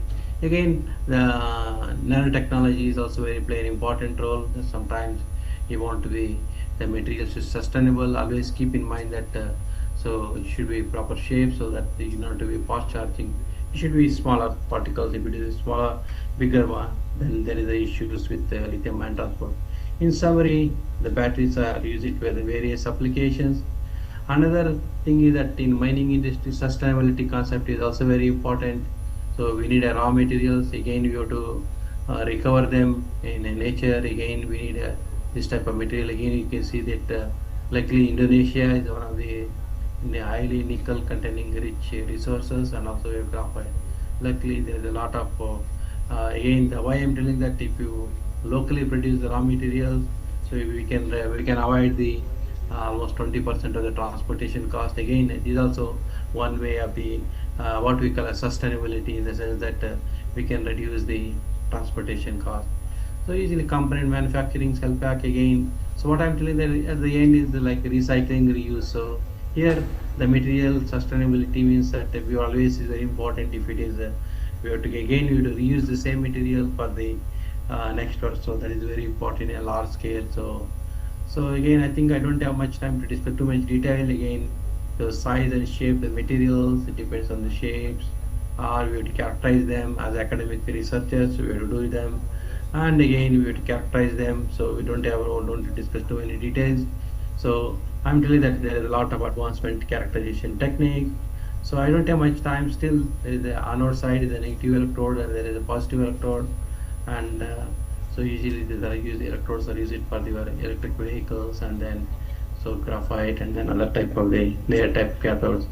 So usually we may need a binder and active materials. Finally, roll it, and you make a cells like this way. Is in a small scale, and finally, so you're able to get the information about the rolling. Everything is automated, so automatically, so we can see the finally we can trade. Now the gigafactories are there. They're able to fabricate in millions of the cell only in a large scale. So in any R&D, any industry also, they do small scale, make sure that we're able to understand the fundamentals, etc. So I don't have much time to discuss about two details about these compounds again. So the battery, we want to be long term, how the stability we want to check, and how long it is lasts. I think this is very, very important. So since my time is, so I don't want to discuss too many details about some new novel materials, since it is out of my interest, I don't have time also. So especially graphite is a very popular materials. Again, we can use it for the various applications. I think again, so people are talking about the green concrete, sustainable concept. Also people are looking wastewater treatment, and then storage, but especially lubricant, paint industry, CO2 capture, etc. Again, it's in this area also sustainability, etc. So another important point you to remember, I don't have much time. So as academic researcher, we explored a lot of new materials at the time. So I think, as you can see, I don't have time to discuss the details about the material sustainabilities. And also you can see that materials people want to sustain, they want to use different applications. You want to use smart windows or photovoltaics, so or batteries again. So one nanostructure, some materials people use in different applications. So quickly I'll go through some importance of the materials again. So some advanced materials people are using for the various applications. You want to be gas sensor, etc. Sustainability will play an important role. I think my time is up. I'll go through one slide, because it is also out of sustainability. I'm talking about some problem with safety, thermal runways, some batteries are catching fire. So the people are thinking about the various mechanisms by the cathode, anode, and the electrolytes. So that's why there is a little bit issues. We have to always, is very important, do a battery charger in a properly, and the safety, you have to understand this thing, and thermal control. Again, although So everything at the end is sustainable. So that is very that word. I think at the end here the battery material sustainability in the sense that as a when it should be recyclable. It means material must recyclable. So that's why the meaning of sustainability. What is the impact? You can see that if you don't recover the material, do not sustain, you don't do that recycling, again that will lead to ecotoxicity, global warming, etc. So that's why always is very important. You have to recover the material in a. So all the technology is known. Only the matter of cost. That's why. So too many processes are there. That's why automatically. So I don't have much time to discuss too many details. Again, these my small conclusions. Efforts have been made in the sustainable materials is a key in the future. Activity education is very important. That's the concept of sustainability. I think my previous speaker are talking about the. I think there's a very good initiative, and again the type of research is needed. Still, both the scientist and engineer in the all the area. Once again, thank you very much, and maybe we'll take question and answer. Okay, thank you. Once again, thank you for the giving opportunity, and thank you very much. Okay, thank you. Yeah, thank you so much, Dr. Reddy, for your great presentation about advanced in material for sustainability. The next step is about Q&A. Maybe for the three presenters, Dr. Sasita Pitipon-Tapin about STEM education for sustainability. The second one is Dr. Siti Rahila Binti Rahmat about transforming Malaysia's palm oil sustainable value chain. And the third one is from Prof. Reddy about advanced in material for sustainability. Maybe any audience would like to ask question? Yeah, yes, please, Mr. Togi. And the second one is who are? Okay, only Mr. Togi. Yes. Oh yeah. Yes, the second one is. Any staff can help me? Yeah. Yeah. Dr. Rahila and Dr. Reddy, are you still there? They're here. Yes, yes. Yeah. Any questions for three presenters maybe? Yeah, Achan. Yeah. Yeah, Mr. Togi, you can ask question. Thank you.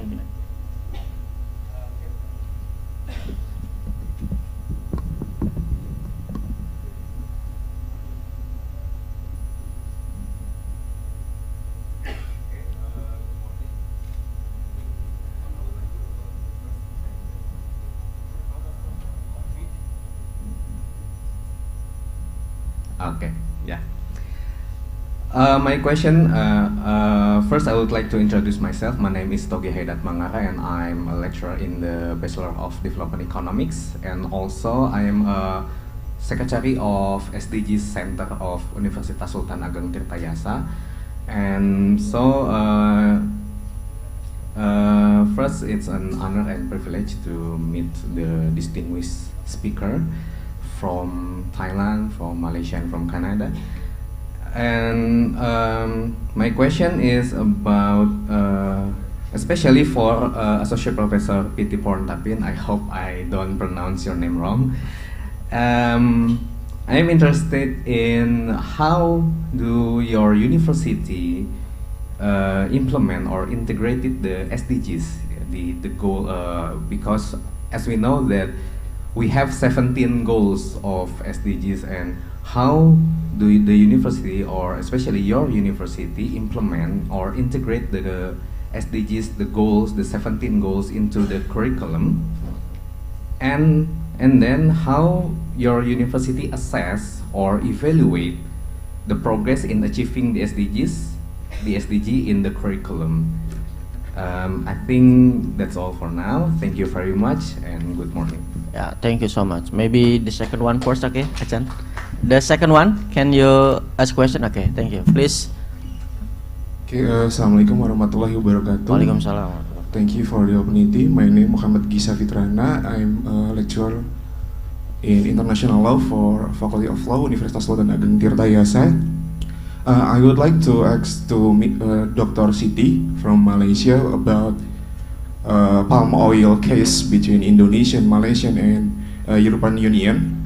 I'm just curious about what do you think, Dr. Siti, in this case regarding European Union blocks palm oil export from Indonesia and Malaysia, because as we know that Indonesia and Malaysia are two biggest or two largest states exporting regarding palm oil. Thank you. That's all from me. Okay, thank you so much for the question. Maybe the first one is from Mr. Togi Achan, how to integrate SDGs in Kasetsart University and how to assess it in your university. Thank you. Okay, thank you for your question. According to my university commit to SDG goals, there are many faculty that provide knowledge related to SDG goals. And about the framework of SDG, maybe each faculty have faculty dean can consider about curriculum related to SDG at the beginning, and then they can have the meeting with the lecturer by volunteer which course would like to link SDG in their courses. If for example, my courses is about STEM, for sustainable development. So for my course related to about the equality of their learning. So for my course, you can see from my slide, it's not only teach about the student in the classroom. I try to work with local people outside of the classroom. That's why I try to let everyone to learn anywhere at any time, and to be assessed about the success of linking our courses to SDG. We use the questionnaire, we use interview, we use many methods to collect some data, but the beginning we have to set the goal and use collecting data method related to our goal. Qualitative data and quantitative data will support each other in some kind of method. That is some kind of the way to link about SDG to our course. And one way that is very easy, the president tried to set about the project for the student. Okay, from now, before I come here, I be a committee to consider about the project that the student link to SDG. It's like a extracurricular activity for the student, to set some competition, between each faculty student, and after that we can select the 5 best project to present, and after that they can present their project and try to link to the SDG. If they won about this competition, maybe they can apply to the society. It have a more impact for the future. And one more thing that we try to link SDG, as you see from my slide, I will say that my university came that Kasetsart University as Green University. So we can go outside to work with local people, around Thailand, northern part, southern part, northeast part, and collaborative to set some research project. We call engineer for better society. Let them to create some innovation based on indigenous knowledge. Something like that. And we also have slogan from the government for BCG, right? That focus on like circular economy, bioeconomy, something like that, for our project in university and outside of university to be like a more sustainable development for Thai society. That is all my answer to you. Thank you. Thank you so much, Achan Peter. Mr. Togi, you can come to Kasesat University to see the integrate of SDGs in KU. Yeah, thank you. And the second one, maybe for Dr. Siti. Can you hear me over there? Yes. Oh yeah. Okay, Dr. Siti, any question from Mr. Gita? I'm sorry. In this room, what do you think about the policy from your Europe Union about prohibits of import of palm oil? Can you give something about that? Yeah, some thinking about that.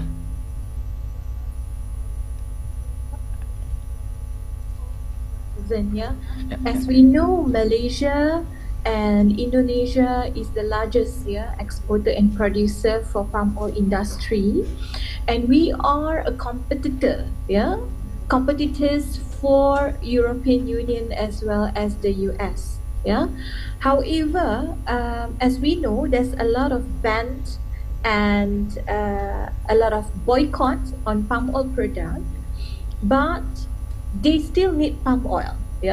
If you realize in Europe, for instance, in Aldi and some of their markets, they actually have ingredients that contains palm oil in the products, but they label as vegetable oils. They will say that they want to ban palm oil from Malaysia and Indonesia, but actually they need our product. And they change, instead of label using palm oil, they label just mention abrupt, just as vegetable oil. And in terms of biodiesel, for instance, we always have actually negotiation, collaboration. Even in Germany, we used to have field trial, on the blended biodiesel. Okay, so there's few percentage of palm oil and there's few percentage of diesel, the conventional diesel. So this is just like actually a competitions in oil and seeds industry. As we know, in terms of productivity and efficiency in Malaysia and Indonesia, we are highly competitive and efficient as compared to other oil and seeds like sunflower, just like rapeseed oil, because they have 4 seasons in EU, in the US. So they always have issues in terms of food versus fuel. But due to a lower price of palm oil, productivity and efficiency, we always be one of the main competitor for this rapeseed, other rapeseed, soya, sunflower, as well as rapeseed oil, canola oil. So at the same time, both of the countries need to strategize. If EU, they don't want to import our palm oil products, we need to switch to other importers. Pakistan could be one of the main importers for Indonesia and Malaysian palm oil industry. They use a lot of palm oil. China as well can be one of main importers for palm oil industry. So I believe that there's always solution. At the same time, we try our very best to fulfill the requirements set up by the external rules of the value chain, which is we have to fulfill the certification scheme, the RSPO, Roundtable Sustainable Palm Oil, MSPO, as well as ISPO, because that's fulfill the requirement. At the same time, we also have to strategize, to look into new market potential, just like Pakistan, China, as well as other importer countries. So this seems like never ending. Since I was started doing a research on palm oil in 2009 until now, this smear campaign and boycott seems like never ending. So we just we just respond to that with our initiative and certification scheme, national certification scheme, yeah, RSPO. But at the same time, we have to strategize to find out the new potential impetus for our palm oil industry. That's all from my side. Thank you so much, Mr. Muhammad. Yeah, thank you so much for your great thinking about that. Maybe for the first session, we can give applause to all presenters. Thank you so much, Dr. Peter, Dr. Siti, and also Dr. Reddy. Maybe Achan can please be seated. Okay. The next session is from Dr. Majid Khan, from University Science Malaysia, and also the second one is from Albania. Dr. Claudine Doska, are you there? Okay, maybe the first one. Oh yeah, Dr. Claudine. Yeah, okay. Maybe now is the time for Dr. Majid Khan from University Science Malaysia. Give applause to Dr. Khan. Thank you.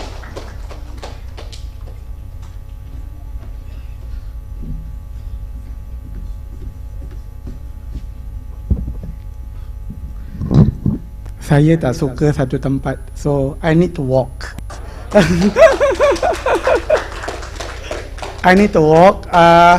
Assalamualaikum. Thank you, sir. So, nama saya Majid.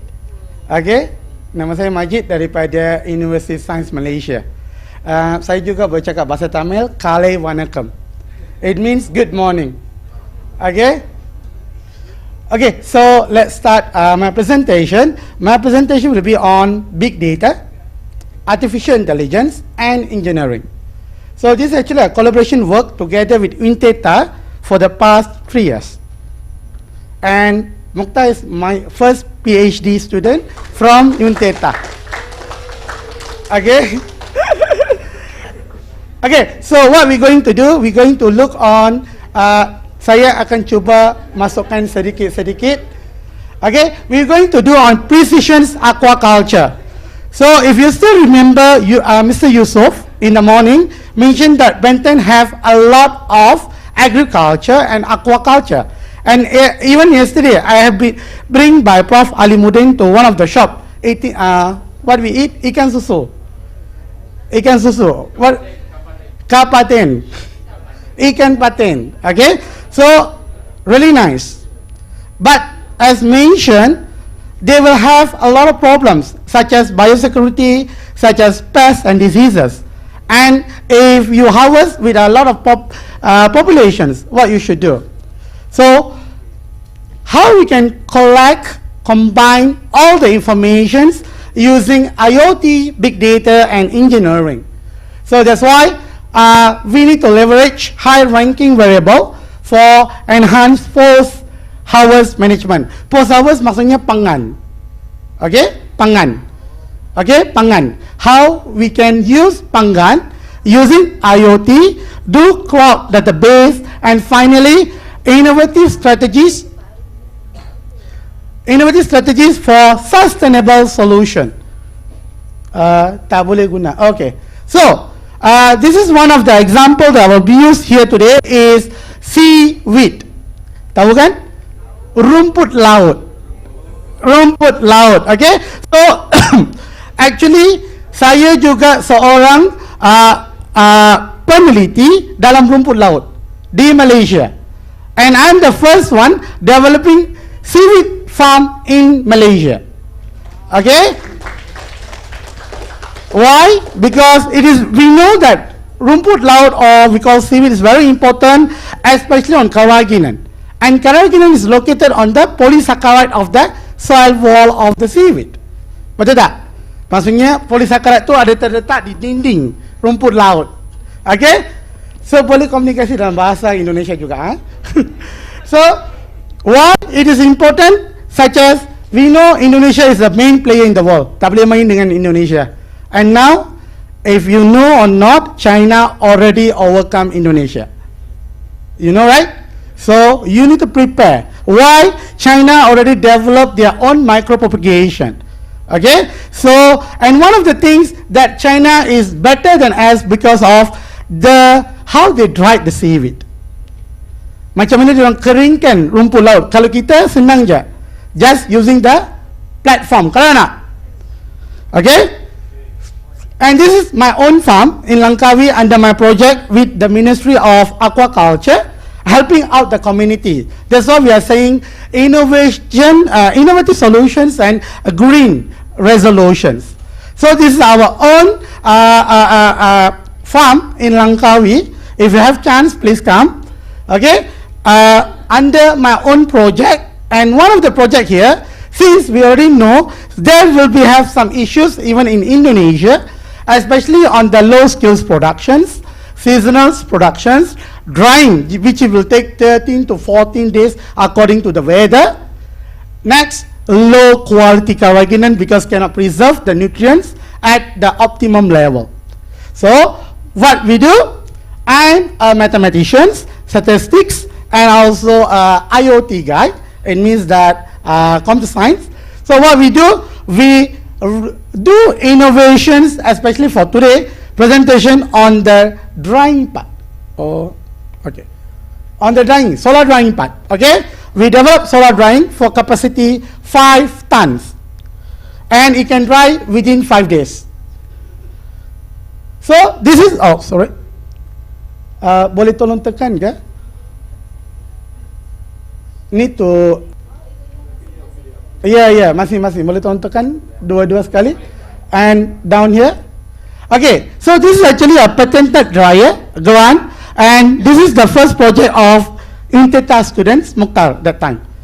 Okay, Untirta, and from here we managed to patented 2 patents under this project, which we use the simple thing that we developed this dryer and doing simulations, and finally what we have done, we use different sensors for temperature, humidity, airflow, and also we found out the interaction of the variable. The total variable here is 29 variables. When interacted, it becomes 435 variables. And 435 variables, if you want to do model, is about 1.6 million model.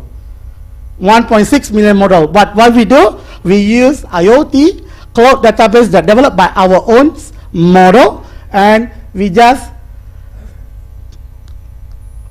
solve. And this is the first time in the world people have been used this much of variables in aquaculture or agriculture. No one have done that, and this is part of the project from Mukhtar. And from after Mukhtar, these studies have been conducted for another 4 PhDs. So total together, only from this particular project, we managed to get 5 PhDs. Okay. So, and the main thing, because we want to know impact of heterogeneity, impact of that when you're doing different model, and how are you going to help in techno-economic analysis. You know what is techno-economic analysis? Techno-economic analysis means the return of investment. The return of investment and how it will be benefit to the community back. Okay? So I will not going for the mathematic model a lot. Why it is very significant? This is example of monitoring for precision farming, which we also can do in Untirta or any university study for final year projects or PhD students. Next, as the global population grows, precision farming is very, very important. Like what told by the representative of the governor just now, although the food security still is a big problem, even in Indonesia. Okay, and finally, we want to make sure we have enough stable food supply. Finally, we want to improve the drying process.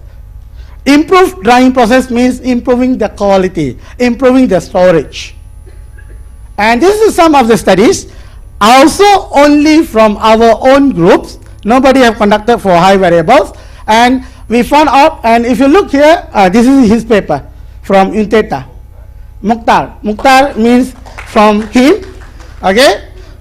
Even him already published, I think, 10 paper. Okay, not Scopus, sorry, WHO's Web of Science. Okay, so we have found out the most important, and we combine it with others' paper they have done. But until now, nobody have conducted more than 45 significant variable. We the first one doing for the 435 variable. And what happened? This is our first paper that we managed to publish for heterogeneity, our first paper on heterogeneity, which is very important in identifying the missing values during the census calculations. Next, we continue with the heterogeneity. I'm not going to the model, but I want to show that this is I think the second paper of Mukhtar. Also, Mukhtar in Scopus paper.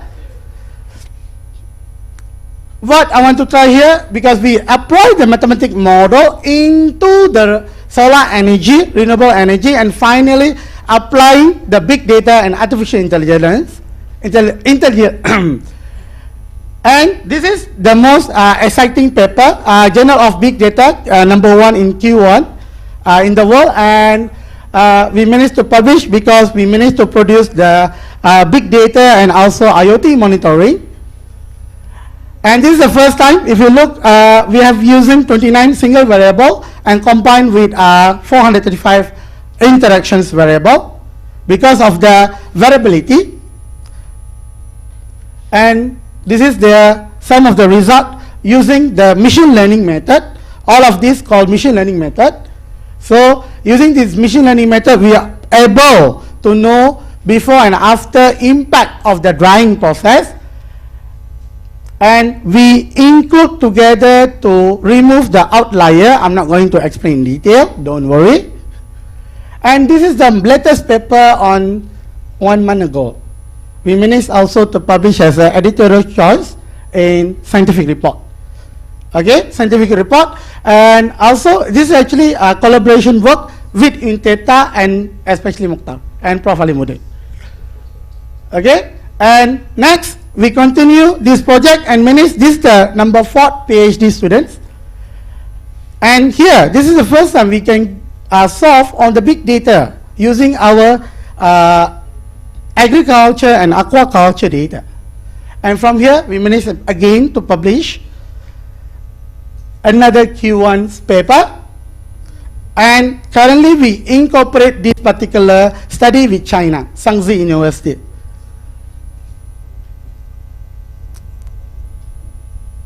And this is the robust method. This is the actually latest method we are doing. And we just published another paper with Mukhtar, I think last month. Yeah, I think last month. So why? I don't want to look on the method, on the model. What I'm trying to say is we need to have a solutions that integrated with AI, big data, and other fields like mathematics. Okay, so, and even in the STEM, we need to incorporate in big data so that we can see the impact. Why? Our main aim to help back the farmers. Correct or not? Our main aim, we want to make sure our students who come to the university learn something, not just in the textbook. They know how to use and be open-minded and out of the box thinking. Clear?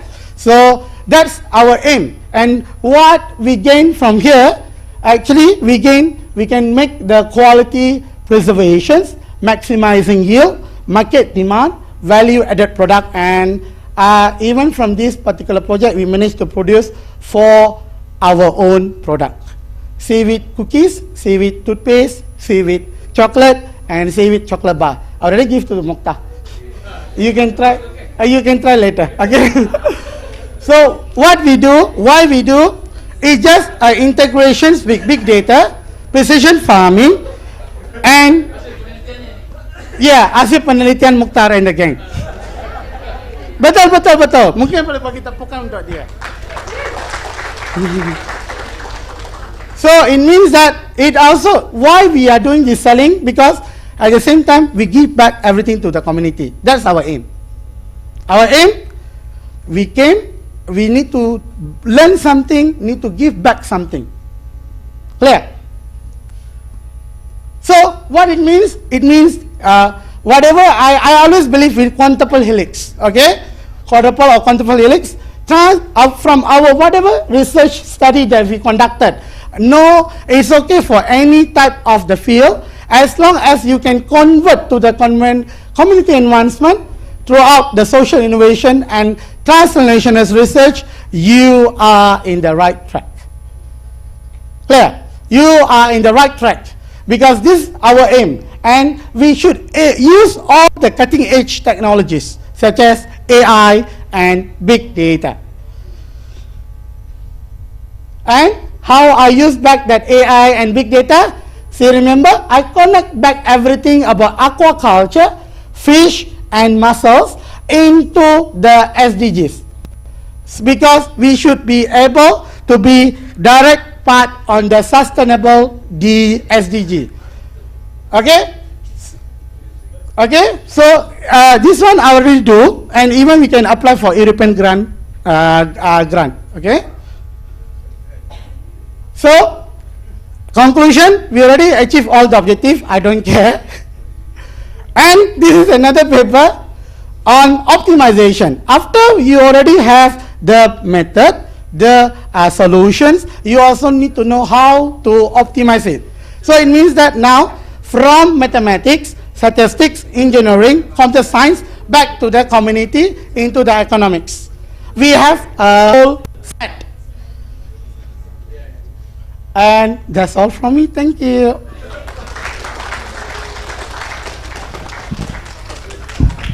Impressive. Yeah, thank you so much, Dr. Majid. Very impressive, and we are very happy. And I believe you are also very happy to meet Dr. Muhtar, right? Okay. For the last speaker is from Albania. Are you there, Dr. Claudine Doska? Yes, I'm here. Okay, thank you. Yeah, maybe you can present your presentation. Time is yours, Doctor. Thank you so much.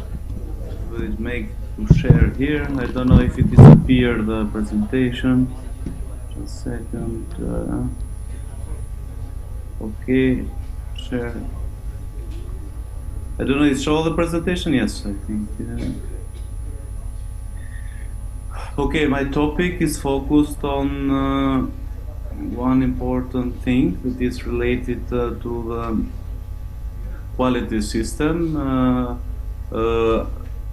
In this case, to have one economical development or sustainably, we need to focus on the new development product. Also, we need to focus on the inspection service to have to ensure the quality of the products. First part is related to the development of 3-element photo detectors that we need to make dimensional measurement through 3D coordinate measure machine. And the second one is about the detection efficient calibration of CSPAD silicon single photon avalanche detector that is almost used in various vision technologies. By the way, let's continue with content. I have explained briefly the two points that I need to make in this speech. Briefly, introduction about the literature review. Also, I will focus on methodology for uncertainty evaluation, because it's important part to have the measurement, but also the mention about the uncertainty to ensure the quality of the product. Also, I will focus in the accurate method for characterization of these CSPAD detectors, and also field transmission method we need to implement for accuracy by using the calibration of detection efficiency of CSPAD detectors, and also in the end, in the conclusion, and also I will express the scientific novelty that we have done in these research works.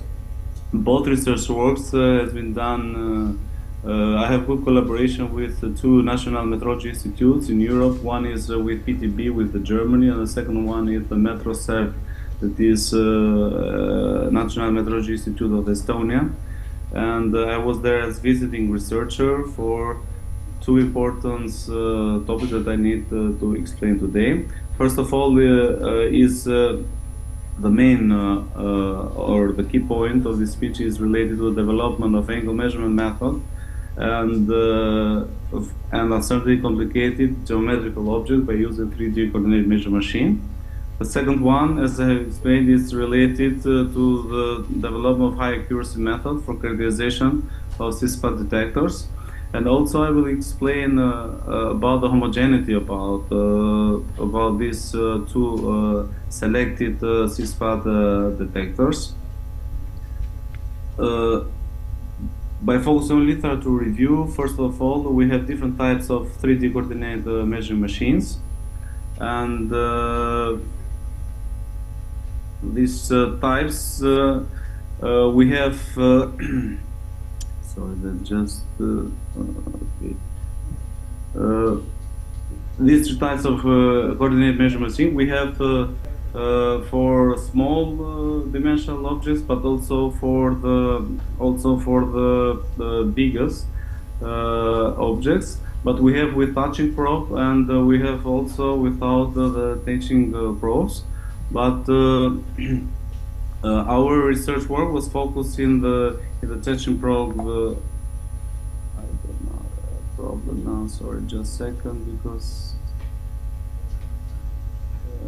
we have.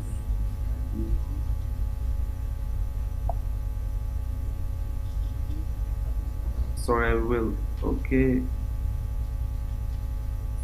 Screen. I will share again.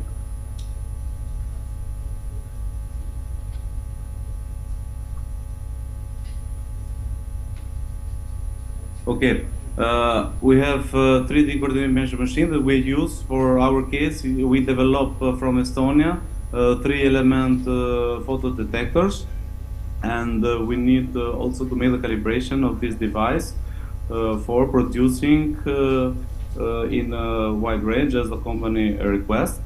But before going for the calibration of this product, we need to check how should be the traceability chain for 3D coordinate measure machine. And we started from atomic clock till artifact and CD calibration, and also workpiece measurement and uncertainty statement. Also, this is one small arrangement, because if we check the traceability from the previous slide, we can see that we have a lot of chain that we need to check one by one, but our focus was just only in 3D coordinate measure machine calibration, and also our geometrical measurement of our 3-element photo detectors. And in the end, we need to find the angle measurement, how should be the measurement uncertainty about this 3-element photo detector. Afterward, we need to check what are the main contributions that can influence in the measurement results, by starting with the sensor system, environment, geometrical of 3D CM coordinate measure machine, measurement object and strategy, and also the software and calculation. Both of them can influence in the measurement results. The second one is related to the C-SPAT detectors. Because we know that time of flight technology now is revolutionizing almost the vision technology. They have a lot of application in robotics, in medical. We see here the automation, computers, automotive, and military service also. If you check the principle how it works, you see that the SPAT detectors is playing important role, and we need to check now how should be the quality of these SPAT detectors, because is using almost a complementary metal oxide semiconductor with 8 times 8 SPAT array. Is using only 3D image viewing in machine vision, in different machine visions. Also, we need to check the calibration about these C-SPAT detectors, and we should know about the traceability, about detection efficiency, because detection efficiency is one of the key elements for ensuring us the quality of the product. And here we can see unbroken chains of comparison that should be from cryogenic radiometer, CTRAT detectors, responsivity via interpolation model. Here we have implemented also one integration sphere for having low uncertainty. Until the end, we have the C-spot detector with their results. Silicon spot detectors is common use in visible range from 770 nanometers till 1000 nanometer in the many different applications.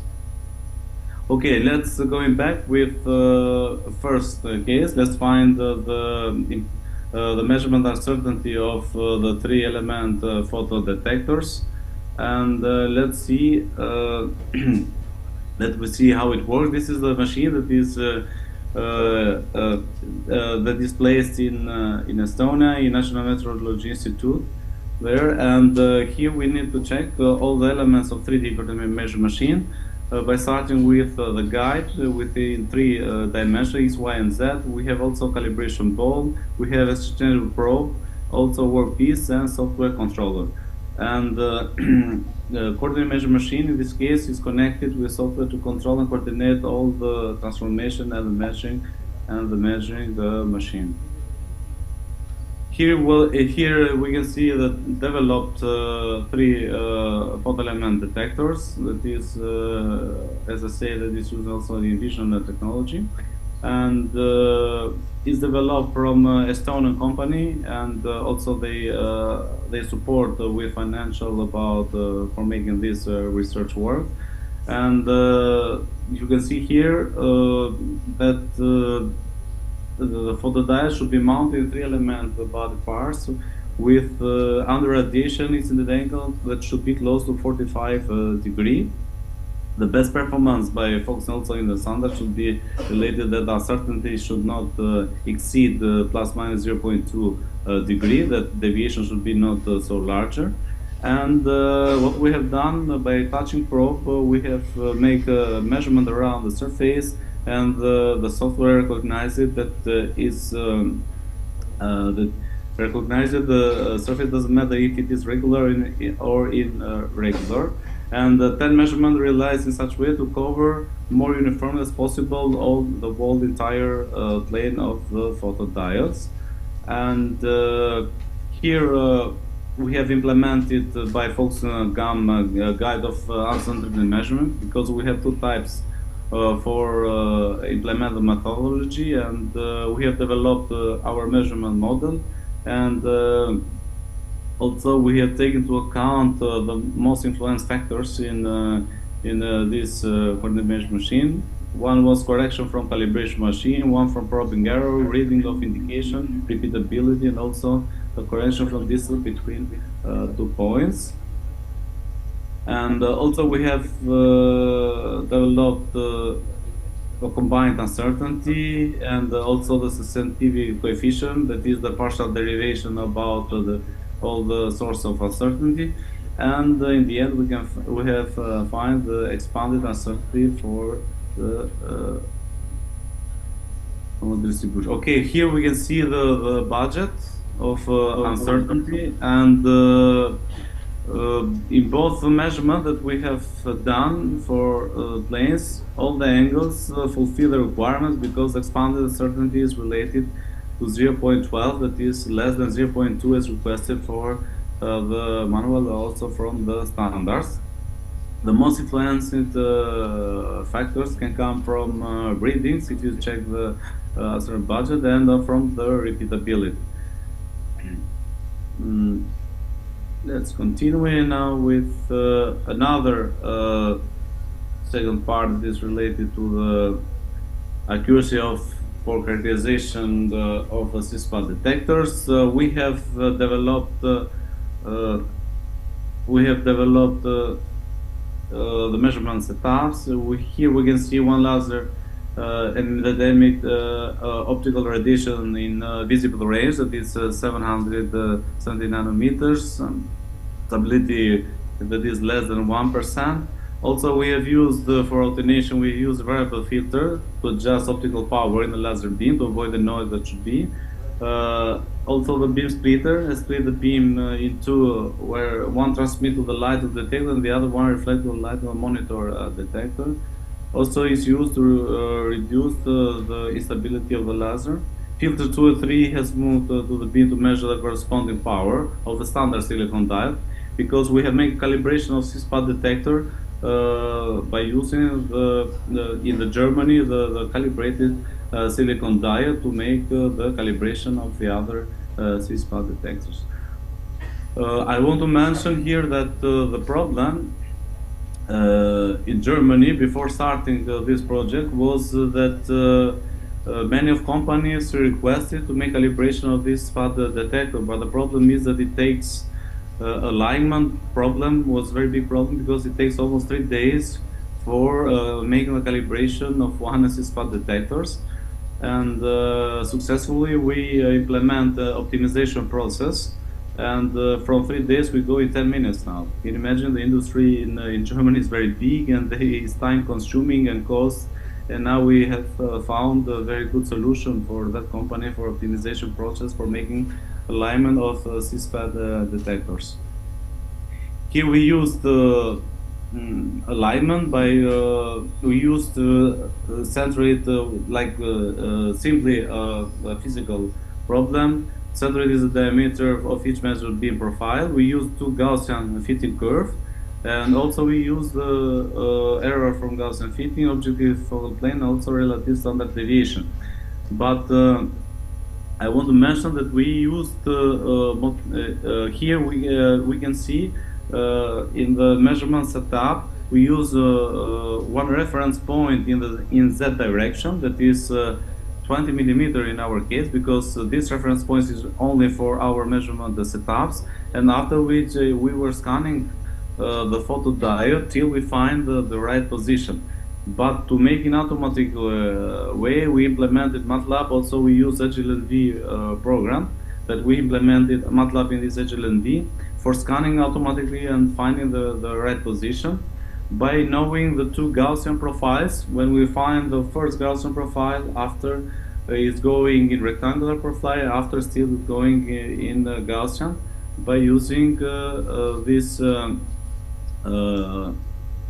these elements, Gaussian fitting curve, error from Gaussian fitting curve, and objective of focal plane. And these are the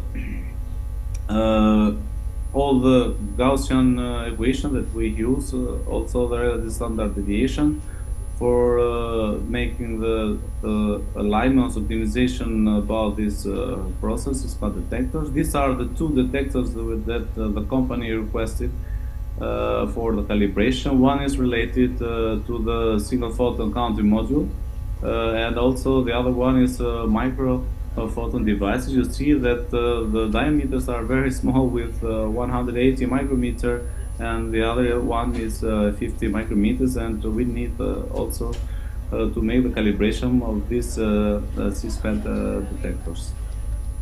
Here we can see about the alignment, about the results for optimization. You can see that detector profile in rectangular, it means that we are in the center, and now we can start the calibration process for that one. And also we have for one CISPAT, also for the other one, that is for the lower MPD detector, we have find the optimization of this process by using also the fitting curve, because we need not only experimental way, but we need to check also from theoretical if how should be theoretical and experimental part. And you can see also in the graph that in the figures that the fitting curve is very good, and the error you can see that is lower. Is 72 in the second case 72%. The first case should be 8.1% in this in both CISPAT detectors. And let's continue.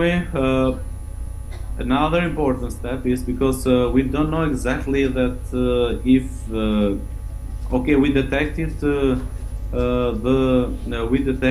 we know now where is the right position for making the calibration of the silicon SPAT detectors, but we don't know that if this materials or this is homogeneous in the whole area that we detected or not. And for that reason we just selected in 2 ways, 2 circles, and we check that it's not by using a relative standard deviation to find, and we see that it's not homogeneous in the whole area, because maybe sometimes calibration should be the area that is not so good in the circle 1, but sometimes should be in the circle 2 that is more accurate. It means that homogeneity now in this case is not so good, but for the industry it's enough to have uncertainty result that we presented, but for scientific way we try to improve. And also I was discussing with professors from Germany in PTP Institute that we can also to make characterization of materials to check from SEM how should be the morphology about this or for that before going for experiment. But for the consumer it's enough to present to show that your photodetector is correct, and now is the quality and accuracy of detection efficiency is correct. And also the results, relative deviation for detection efficiency for different beam diameters. From the left side we have beam diameter. Also we have checked the relative deviation, the function of the ratio of the beam diameter and beam detector for 2 commercial C-spot detectors. And to improve the accuracy about this the silicon spot detector, we used also the integration sphere instead of silicon diode, because to have good detection efficiency should be good to have also the lower uncertainty of these measurements. And also we have used this algorithm for starting how the process it works till the calibration process by using integration sphere. Here are all the components that we need to take into account by using the GAM guide for uncertainty measurement for implement the measurement model for accuracy of filter transmission for calibration of detection efficiency of silicon spot detectors. We have used different, you can see here that we have the deviation is taken as the overall uncertainty contribution of the field transmission, and you check of the detection efficiency of C-spot detectors. You see the largest one is around 0.05%. You see the relative uncertainty is very, very lower if we are using the integration sphere. Also, we have combined uncertainty. We used standard uncertainty. In the end, we have expanded uncertainty for. Here we can see all the budget about the measurement uncertainty.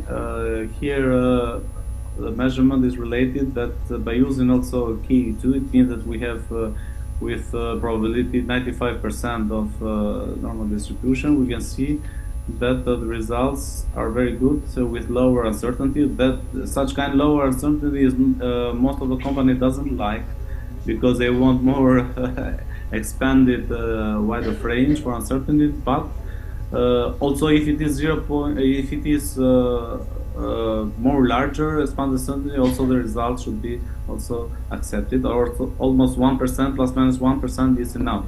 But in scientific way we need to have as lower as it possible.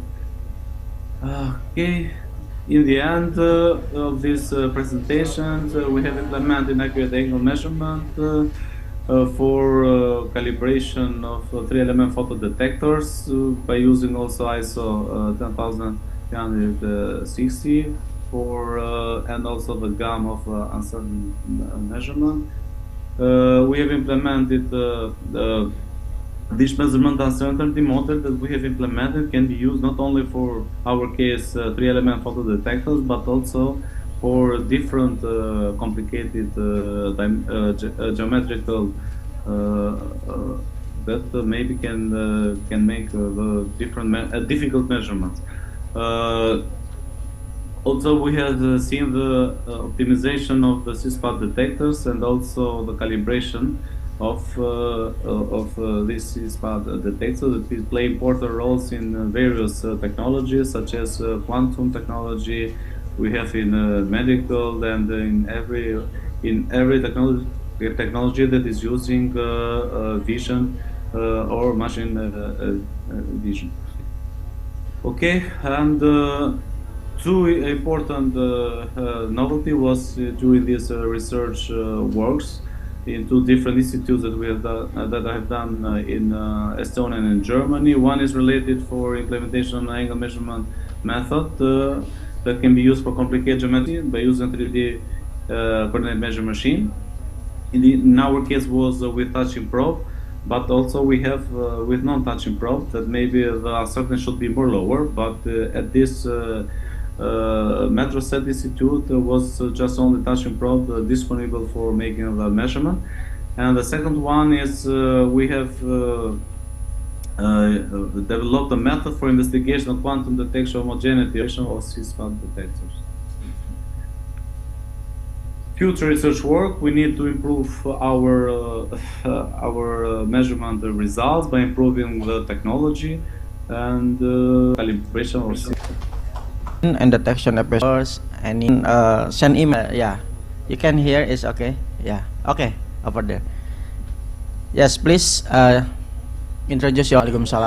For my limit English, I'm a post-harvest fisheries practitioner with a business in fish processing, and I'm interested in your topic. I have a question to Dr. Majid Khan Majahar Ali. Please ask more. And I hope you be willing to share. Definitely. Tanya je soalan.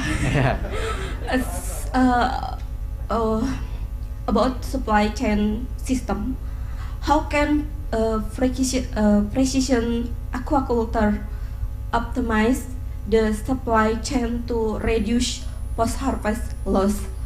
And then sustainability, how can a more precise post-harvest approach enhance sustainability in the fisheries industry? Thank you. Yeah, thank you. Dr. Majid, I think you can answer directly because very long to be. Yeah. Okay, yeah, please, yeah. Okay. Please. Nama apa? Lupa. Redni. Siap. We need to know about from the procurement side. In fisheries, we need to know from documentation from where you get the seed. From that seed, maksudnya benih. From the seed until you cultivate, then you using the pond, and finally coop and sell to the middleman. Definitely the middleman, kalau banyak, betul tak? And from the middleman up to the customer satisfaction. So we actually are doing this for our seaweed. We collaborate with a company called Stravik. I got pitching later with company. We do this thing. We already have the software, and even we can share if you want for students. Okay, so that's the first question. Did I answer your question? Yes. Okay. The second question. Post-harvest, or in Indonesia called pangan, is very important in order to preserve the nutrients. The second thing, we want to make sure the product is hygienic, bersih. The third one, we want to make sure the storage, simpan. Like rumput laut, forgot. I always forgot. Okay, I always love to talk in Indonesia. Okay. No, what I mean? Okay, like seaweed. You know how many years it can preserve? After you dry, like using our dryer, right? We can keep that dried seaweed. I don't know.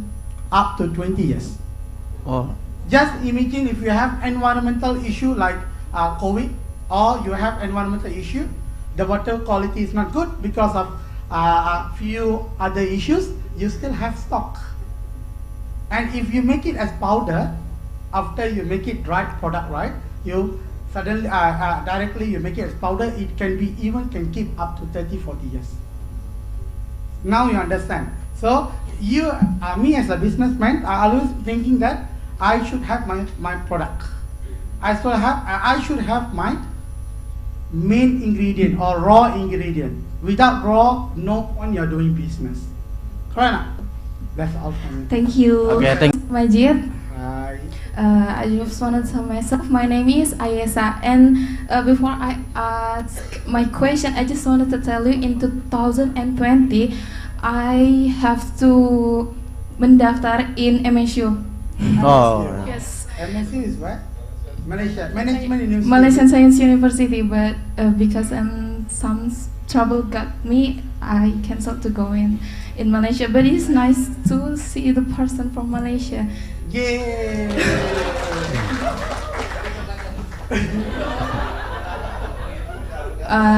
Okay, my name is Ayesa, and I'm a college from Faculty of Economy and Business 2022.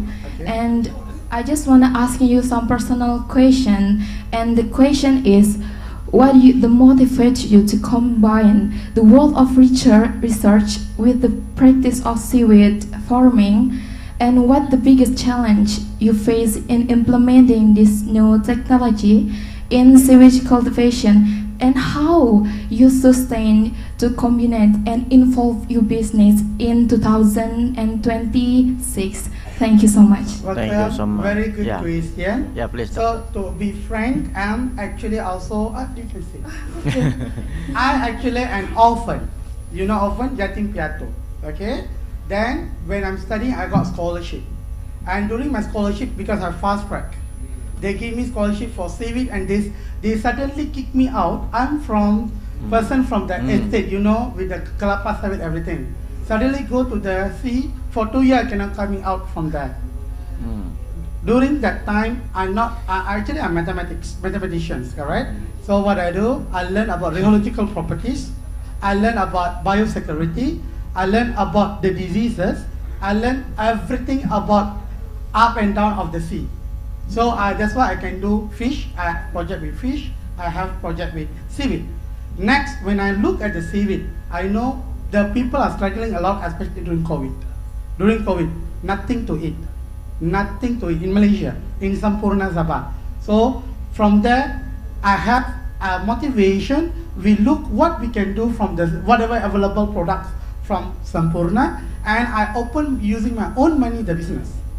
I open also, although I'm a lecturer, also open the business, helping the community until managed to do the product. And now we have another own farm in Langkawi to help back the community. There will be always challenges, believe me.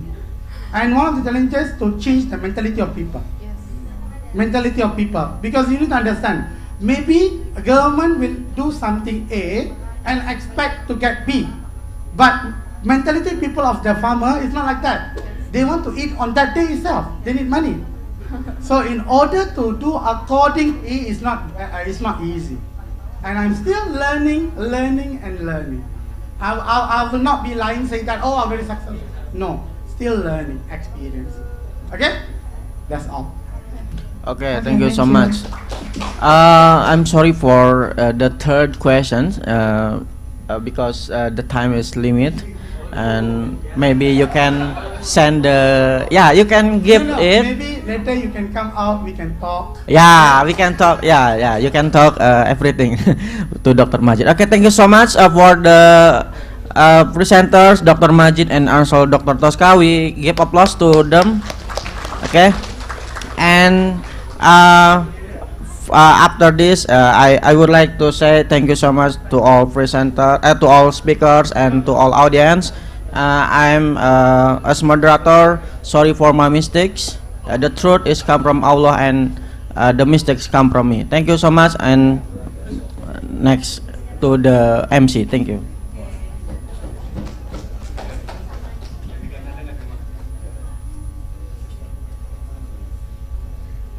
Thank you for our outstanding moderator, Ahmad Zaki Al-Islami, PhD, for leading the previous session.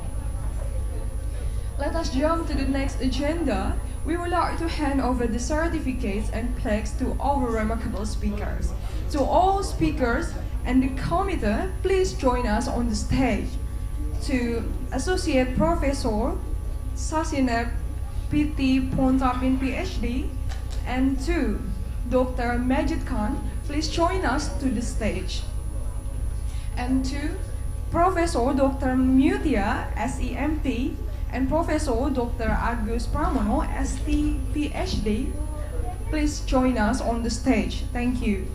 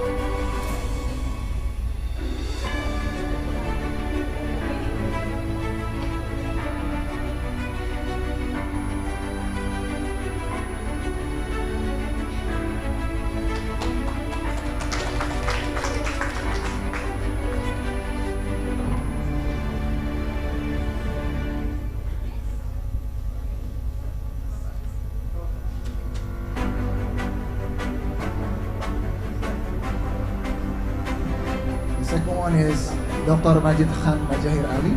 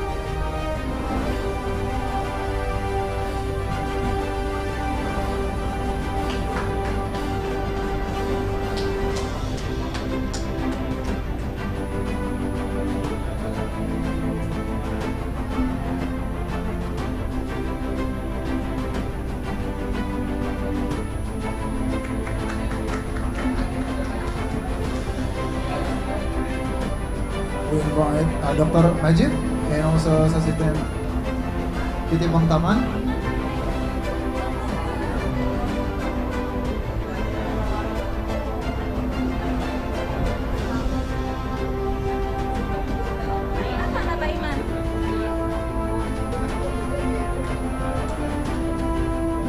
So we have the first pose. 3, 2, 1. Okay. Another take. Another pose. 3, 2, 1. Cheese. Alright. Okay, thank you. Pak Rudi.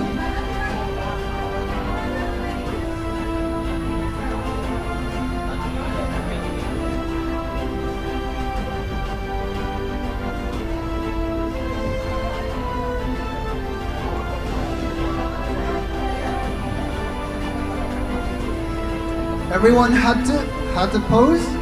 3, 2, 1. Okay. Kemudian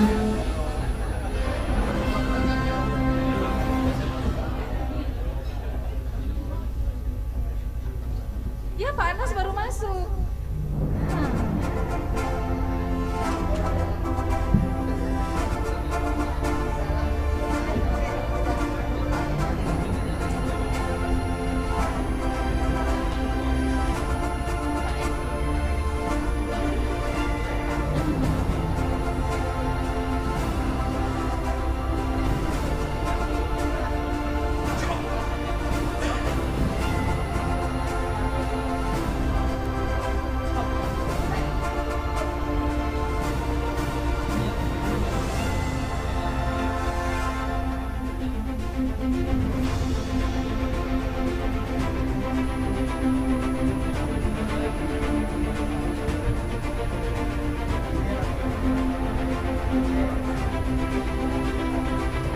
So to all the speakers, to our virtual speakers from Albania, Malaysia, and also from Canada, we would like to give the virtual certificate digitally. So we will send the certificate digitally.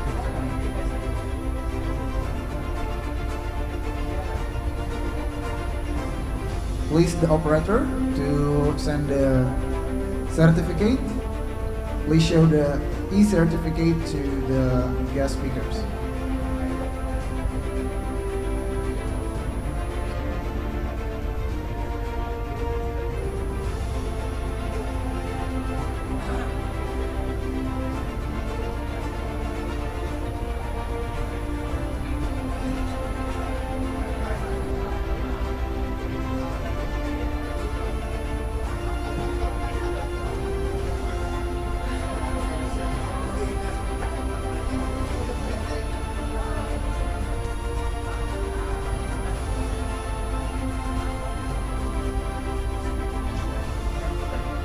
Thank you to our first keynote speaker, Dr. Siti Rahila Binti Rahmat.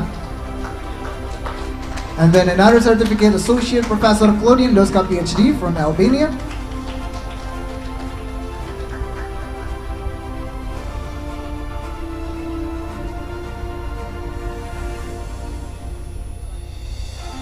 One more certificate.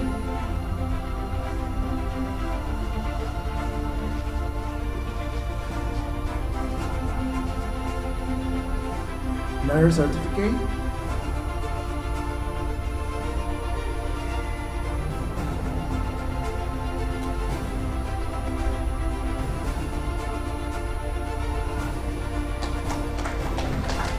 This is Dr. Siti Rahila Binti Rahmat. Thank you for your participation in this international conference.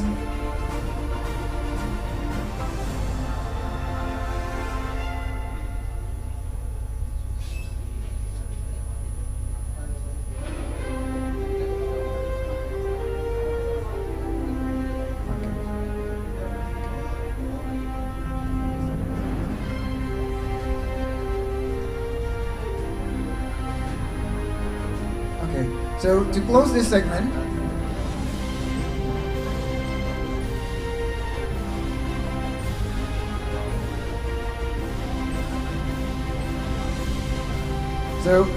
audience, to close this segment with the live entertainment, we have a special performance.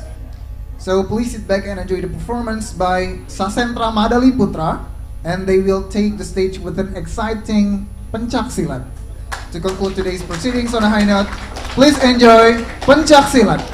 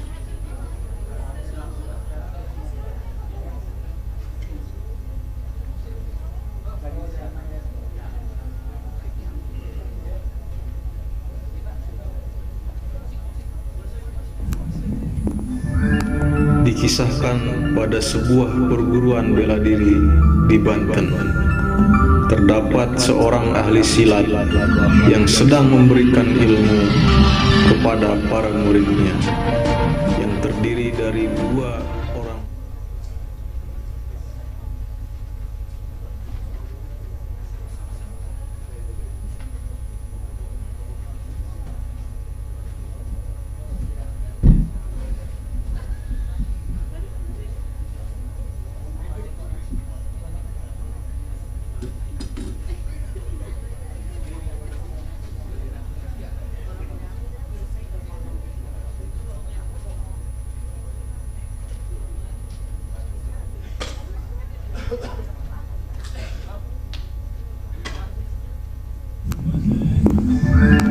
Dikisahkan pada sebuah perguruan bela diri di Banten, terdapat seorang ahli silat yang sedang memberikan ilmu kepada para muridnya, yang terdiri dari 2 orang laki-laki yang berasal dari Banten Utara dan Banten Selatan.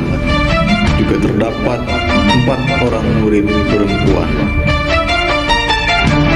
Mereka memperagakan jurus-jurus bela diri khas Nusantara.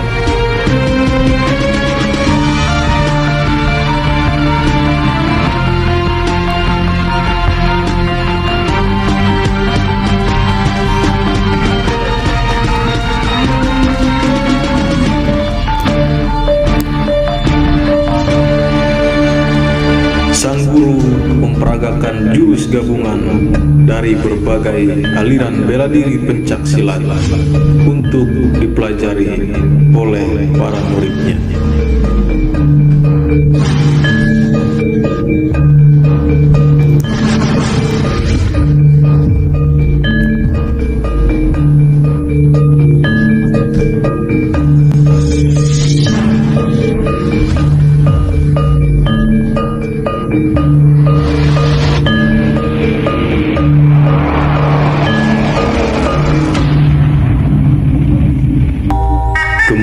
Sang guru memanggil 4 murid perempuannya untuk memperagakan jurus yang bisa dipelajari untuk menjaga diri dari ancaman dan bahaya.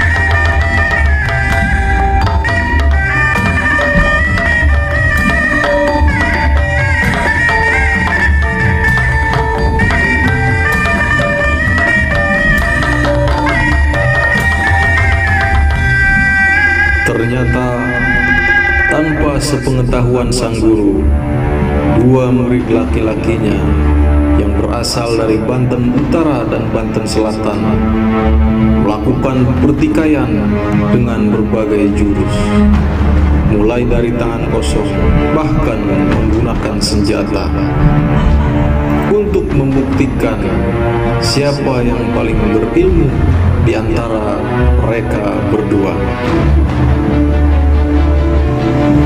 Namun, di antara keduanya tidak ada yang bisa saling mengalahkan.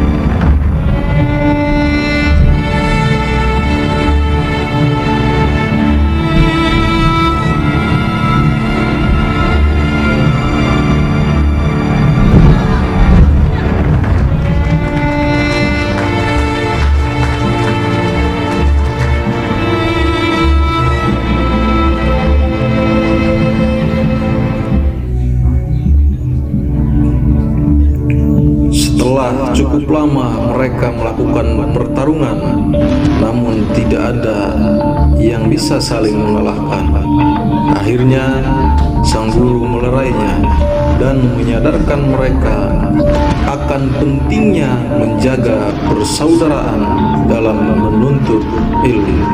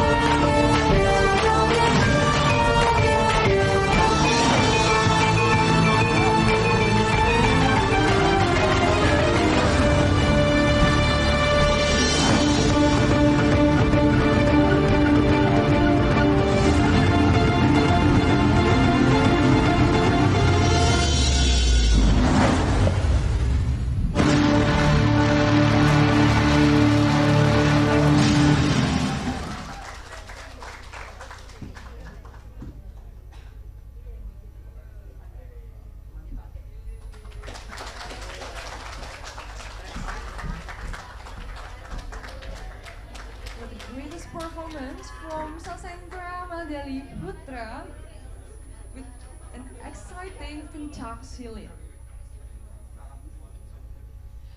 Ladies and gentlemen, there are pieces of information that we would like to inform you regarding the parallel session rooms. We provide 10 tracks that will be spread around the first floor, which are tracks 1, 2, 3, and 4. The third floor, which contains tracks 5, 6, 7, and 8, and the fourth floor, which contains tracks 9 and 10. And we expect all the guests and participants to come back to this room by 5 p.m. because there will be an announcement of the best poster and presenter. And I will translate in bahasa. Kami membagi 10 tracks di sekeliling ruangan rektorat, yaitu di lantai 1 terdapat track 1, 2, 3, dan 4. Kemudian di lantai 3 terdapat track 5, 6, 7, dan 8. Di lantai 4 terdapat track 9 dan 10. Dan untuk para peserta diperkenankan untuk memasuki tracknya masing-masing pada pukul 1:30 siang, kemudian kembali ke ruangan multimedia pada pukul 5 sore.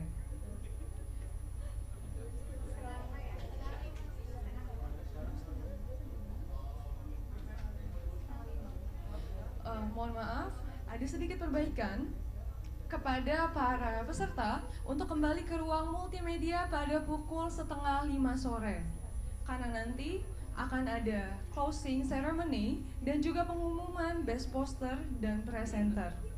Saya harap informasi yang disampaikan dapat dimengerti oleh para peserta. Right now, we would like to inform you that the next agenda is the lunch break session. So please enjoy the meals. We already provide the coffee and also tea in front of this room. So please enjoy the meals, and to all the committee, please guide all the guests and participants to the provided rooms. See you in the next hours. Okay? Thank you, everyone.